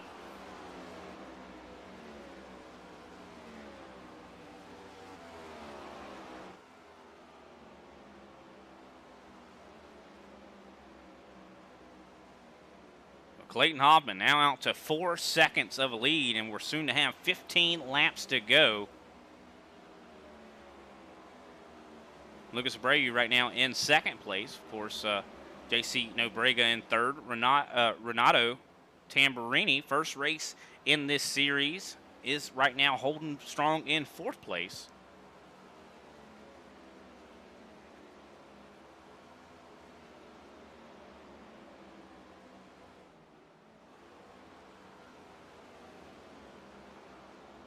Matt DeCiani trying to work here to catch up to Thomas O'Hara. See Chris Johnson starting to put some pressure on him, and that is for 11th place right now. Chris Johnson, of course, has newer tires than I do believe DeCiani does, and he's going to make that pass effortlessly. Yeah, DeCiani's definitely been, he's had a fast car there, him and Mark Sanchez and Robert Pattengill on that MMR team. Jeffrey Souza right now in a battle with Eric Kling. Kling trying to work around him, but you see Al Kozlowski, he's on newer tires. Going to be make that a little bit difficult for those guys and present a little bit of an obstacle. As Souza tries to hold off Eric Kling. That is for the 6th position. Of course, looking at tire differentials, Jeffrey Souza is on 25 lap old tires, while Eric Kling is on 28 lap old tires.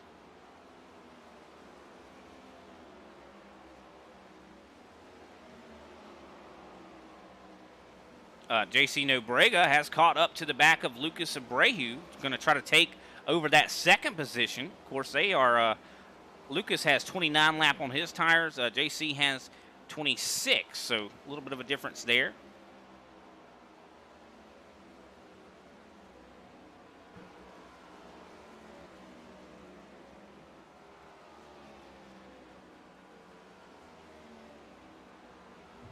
Racing continues. The green flag racing, shall I say, continues as we are coming up on 10 to go here before this thing is actually in the books.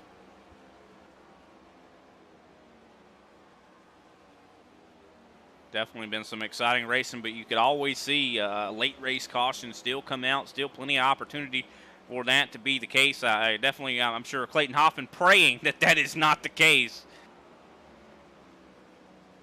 And looking at all the guys out here, most have pitted 3 times. Some have pitted 4. So some guys might not even have a set of tires left.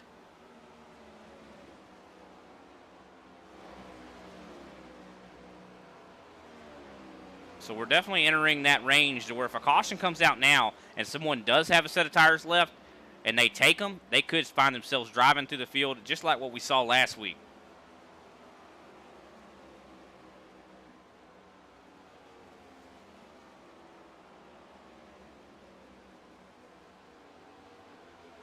See Chris Johnson is caught up to Jeff Barnes. Looks like he's going to try to take away 9th place away.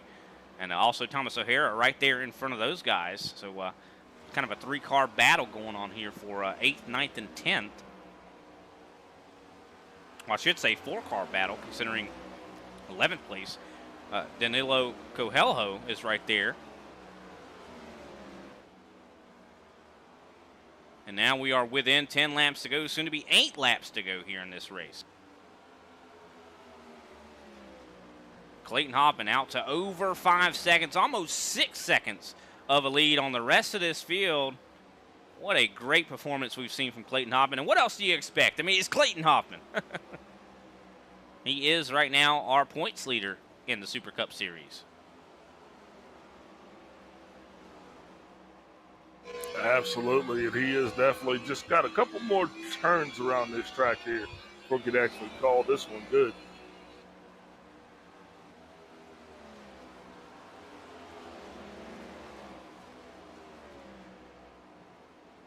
Definitely a lot of spreading out right now. Not a lot of battles going on. We do see, of course, like I mentioned before, battles going on right inside the top 10 here. You see Thomas O'Hare now trying to hold off the 22. Danilo trying to make his way, and he looks like he is on much fresher tires than a lot of these guys. He actually is almost 10 lap newer tires than the guys he just passed. Jeff Barnes. As Barnes tries to hold off Chris Johnson.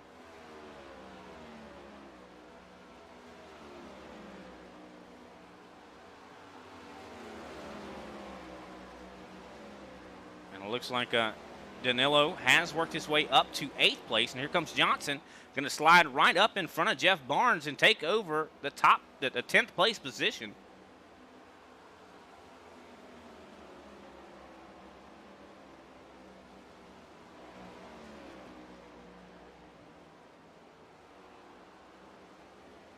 And now 5 laps to go. Clayton Hoffman out to a tremendous lead, and he's starting to put some guys a lap down now. Lap traffic definitely going to be starting to come into play here. And at the wrong moment too. You don't want to be catching lap traffic at the end of the race, that's for sure. But he's got such a gap right now. I think he could even be patient with some of these guys. I definitely would not be risking it if I was Clayton Hoffman.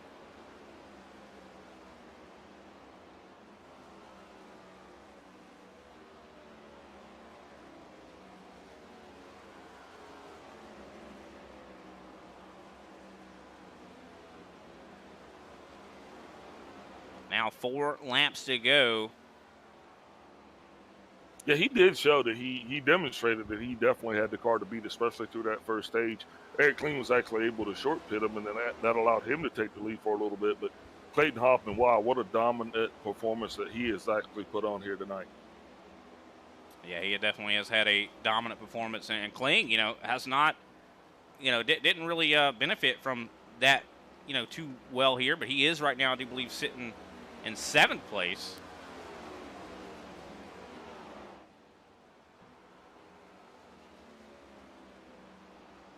So, definitely thought Kling had maybe the pace to maybe put something on Clayton Hoffman, but I don't think anybody really had the ability to do so.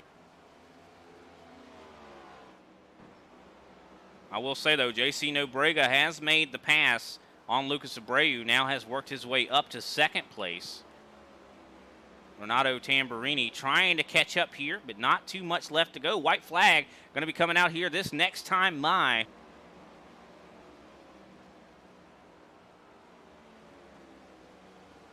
And Clayton Hoffman going to secure his 5th win of this season if things go right here. Once the white flag comes out, though, the next flag will end it, no matter what happens. And there is the white flag waving in the air. The final lap, ladies and gentlemen, of the Rock Auto 200. Wow, we definitely had an exciting race, though, Brian, all the way from the green flag all the way to the checker, man. This has been an awesome performance here. The ISCA, they never disappoint, man. And thank the Rock Auto guys again for sponsoring us, man. And ButtKicker, this has just been a class act performance. Clayton Hoffman running this thing all the way around. It looks like he is definitely going to take the checkered flag. That's going to feel pretty good for those guys. He didn't even have to risk it for his biscuit JC Nabrega's going to be coming in second. That's going to put Lucas Abreu in third, Renato Tamburini in fourth, Brian Johnson fifth, Jeffrey Souza sixth, Eric Kling seventh, Daniel Coho in eighth, Thomas O'Hara in ninth, Chris D. Johnson in 10th. I do believe Jeff Barnes is going to finish in 11th here. 12th place is going to be Greg Wachinski. 13th, Mark Pageant. 14th, Kenny Powell. 15th, Carl Dodson. 16th, Jason Baker. 17th, Greg Bartlett. 18th, Matt DeCiani. 19th, Joey Preby. And 20th, Andrew Layton. And that's going to put Randy Drumhiller is going to be in 21st with Al Koslowski, the last car on the lead lap. Well, one lap down there, sorry, in 22nd. Mark Sanchez in 23rd, Paul Olson 24th, Robert Pattengale 25th, John Mullins 26th, Wayne Grossi 27th, Josh Schaffner 17 laps down in 28th, Andrew Griesbaum 29th, Joseph Lester 30th, Philippe Radijic 31, Austin Story 32nd, Kyle Green 33rd, and Derek Jacobs rounding out this 34-car field. All right, and with that, we're going to take a quick step away, and we'll get right with your post-race show here after an exciting race here in the Rock Auto 200 at Nashville Super Speedway. We'll be right back.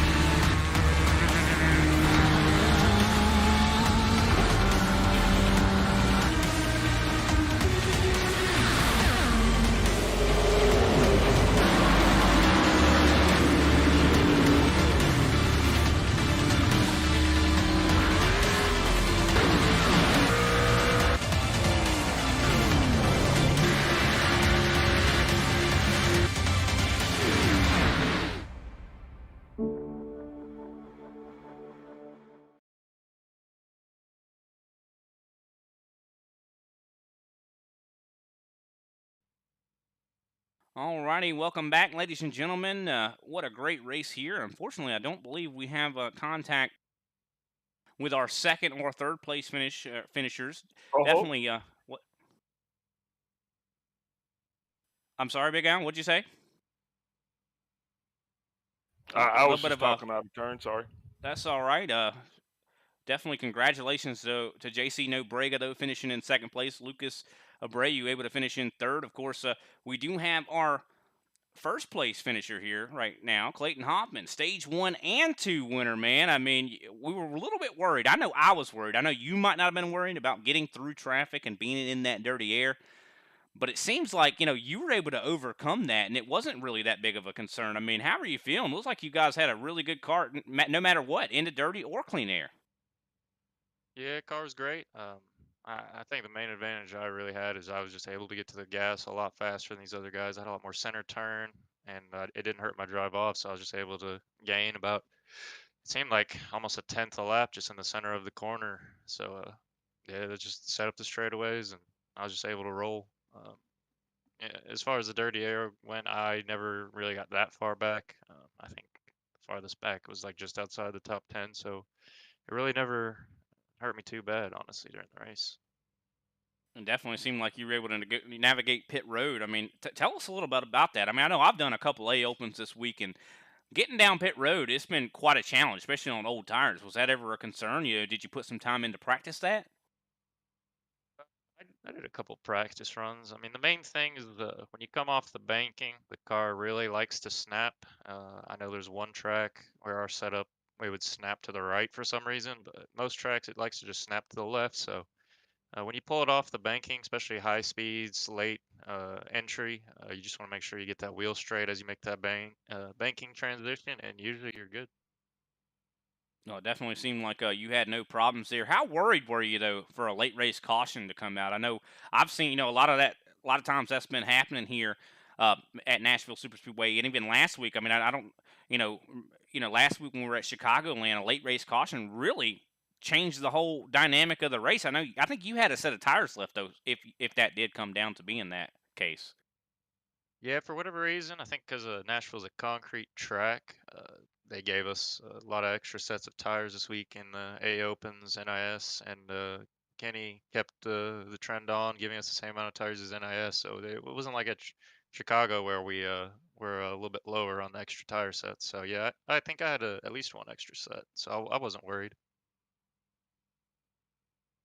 All right. Well, we definitely appreciate your time, man. A great job here tonight for sure. I do believe next week going to be an interesting racetrack. Hey, Brian. Yes.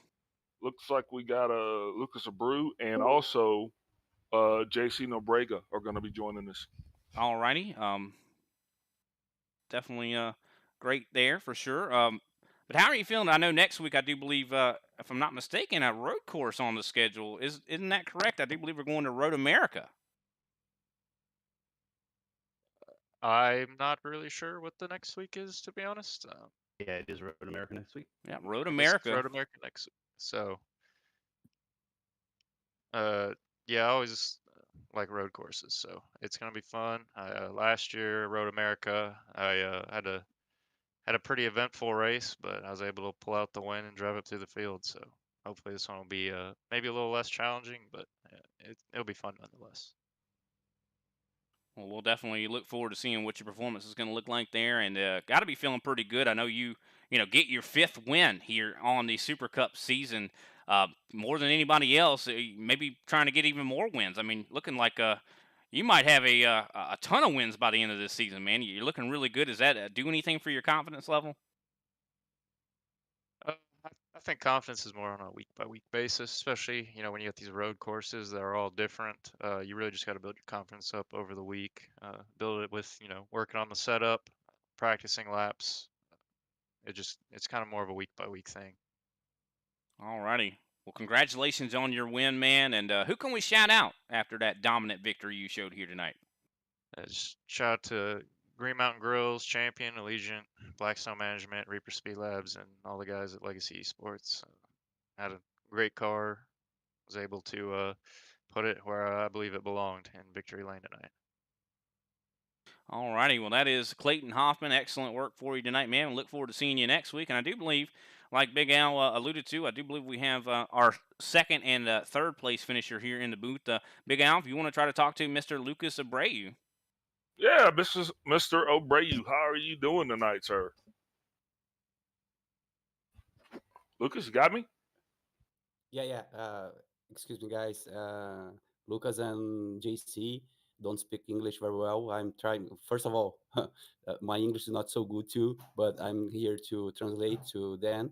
So I ask you if you can just talk a little bit slowly for me. I appreciate it. Hey, Big Al has no problem talking slow, boss. Oh, thank you, big. So to Mr. Abreu, he started 20th and finished 3rd. So that is a very good run. I want to know what did he attribute to his success besides patience? Lucas, Big Al perguntou que você largou em 30º, chegou em terceiro, e o que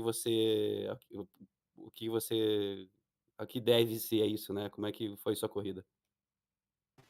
A corrida foi divertida. Eu errei o quali e daí tive que escalar o pelotão aos poucos porque a nossa setup estava um pouco lento no início e estava bom de longo, então tinha que guardar a dinâmica aí da prova aí para poder avançar pouco a pouco. So he said he lost a little bit the rear in the exit and missed the qualifying.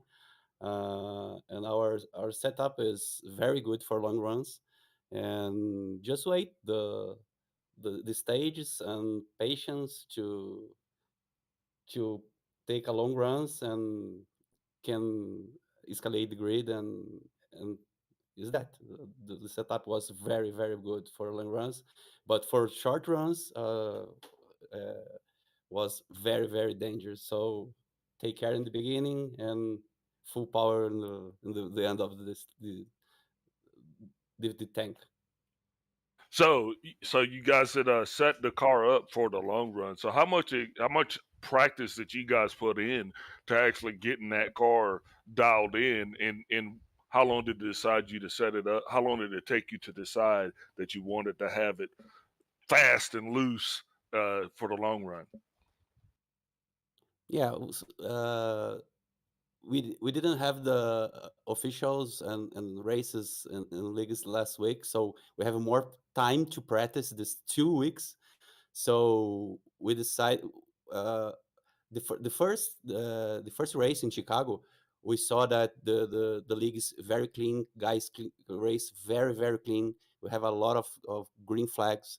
We have very long stints. So we decided to bring the setup, the long setup, to go long. I think is that we saw the guys clean, very clean, and the chance to have long runs is awesome. So we decided we practiced a lot these 2 weeks to improve the setup and to set to long runs. Is You that de- big? Yeah. yeah, you guys definitely did bring a good setup, and you can tell that all three of you benefited from that. So the question is, as we get ready to go on next week, going out here to do a road course, how does that stack up in you all's wheelhouse? Are you guys more confident on a road course, or you guys like the super speedways more? Yeah, it's funny because we have both of types. I prefer road courses. I think JC prefer ovals, and it's a I mix. don't like. And Lucas don't. Yeah, he But understands that, right? yeah. No, I think for us, sorry but for us is easier to understand you guys, but to explain or to talk is so much difficult. So I think they understand a lot, but to explain or to talk is very hard. you know. I think we need to practice a lot to road cars, because this car it's kind of tricky yet. It's still tricky for us. Yeah, practice, take the tap, and practice, adjust, and prepare better to the next week, to the road America. Yeah. Yeah, well, once again, congratulations to your team there. Excited to have you guys along. Definitely a very strong performance as you come in second, third, and seventh, I believe, overall. And I think we'll definitely be looking forward to seeing you guys next week and seeing what you got to offer for us. So, congratulations again, and thank you for your time. But before I let you go, before I let you go, anybody you guys would like to give a shout out to? Yeah. Because again, thank you very much for having us. It's a awesome experience for us Brazilian to race with you guys, uh, in a clean league. All guys are respectful.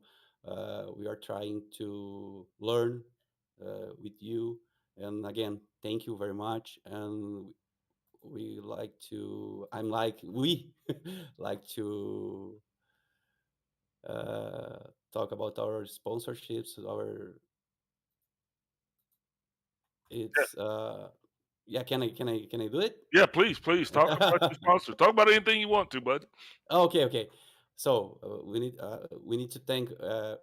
I need to talk in Portuguese. Sorry, our sponsors is a Rail Drive Tech, uh, Sensa VR, Motor Bull, Strike Brasil, Lindóia Autopeças, Comida do Dia. Our setups is came from Elite EPI. We're gonna have some partners: Hop Produções, Cardoso Design, Fórmula 3D, and Arcuri Consultoria. And that's it. Thank you very much again for having us. It's a very fun races. We enjoy it a lot. Thank you, Bigal. Hey, thank you, sir, and good luck to you guys next week. Can't wait to see you then. Yeah, definitely. Thank you. Congratulations to those guys, JC Nobrega, Lucas Abreu, and of course, thank you, Daniel, or Danilo. I'm sorry for helping us out with the translation. Definitely been a very big help there. Hopefully, we'll be able to talk with you guys a lot more here coming up here in the future. Great job to everybody out there on the racetrack. Congratulations once again to Clayton Hoffman. Also, thanks to Big Al down, with me up here in the booth. Definitely thanks also to Kenny Powell for putting this whole thing on and giving us something to do here on a Thursday night to watch some good old-fashioned racing here at the Nashville Super Speedway. Of course, make sure you tune in on Saturday. We're going to be having a great show here with the same track, essentially 150 laps going to be taking place there in the Tucson Sound Art ButtKicker, or I'm sorry, Tucson Sound Art Cup and Super Cup Series. So definitely excited to see that one. Make sure you tune in around probably the race green flag goes at around 9:30 p.m. Eastern Standard Time. So tune in on Saturday, and of course we will be racing here on the Thursday night series, the ButtKicker Cup and Super Cup Series on Thursday 9:30 p.m. Eastern Standard Time. Going to be having Road America going to be kicking that off for the week, so definitely can't wait to see how that all turns out for sure. But definitely appreciate everybody out there tuning in. Make sure you like, subscribe, make sure you follow us, whatever you got to do, as Big Al says. But thanks everybody for watching, and we'll see you next time.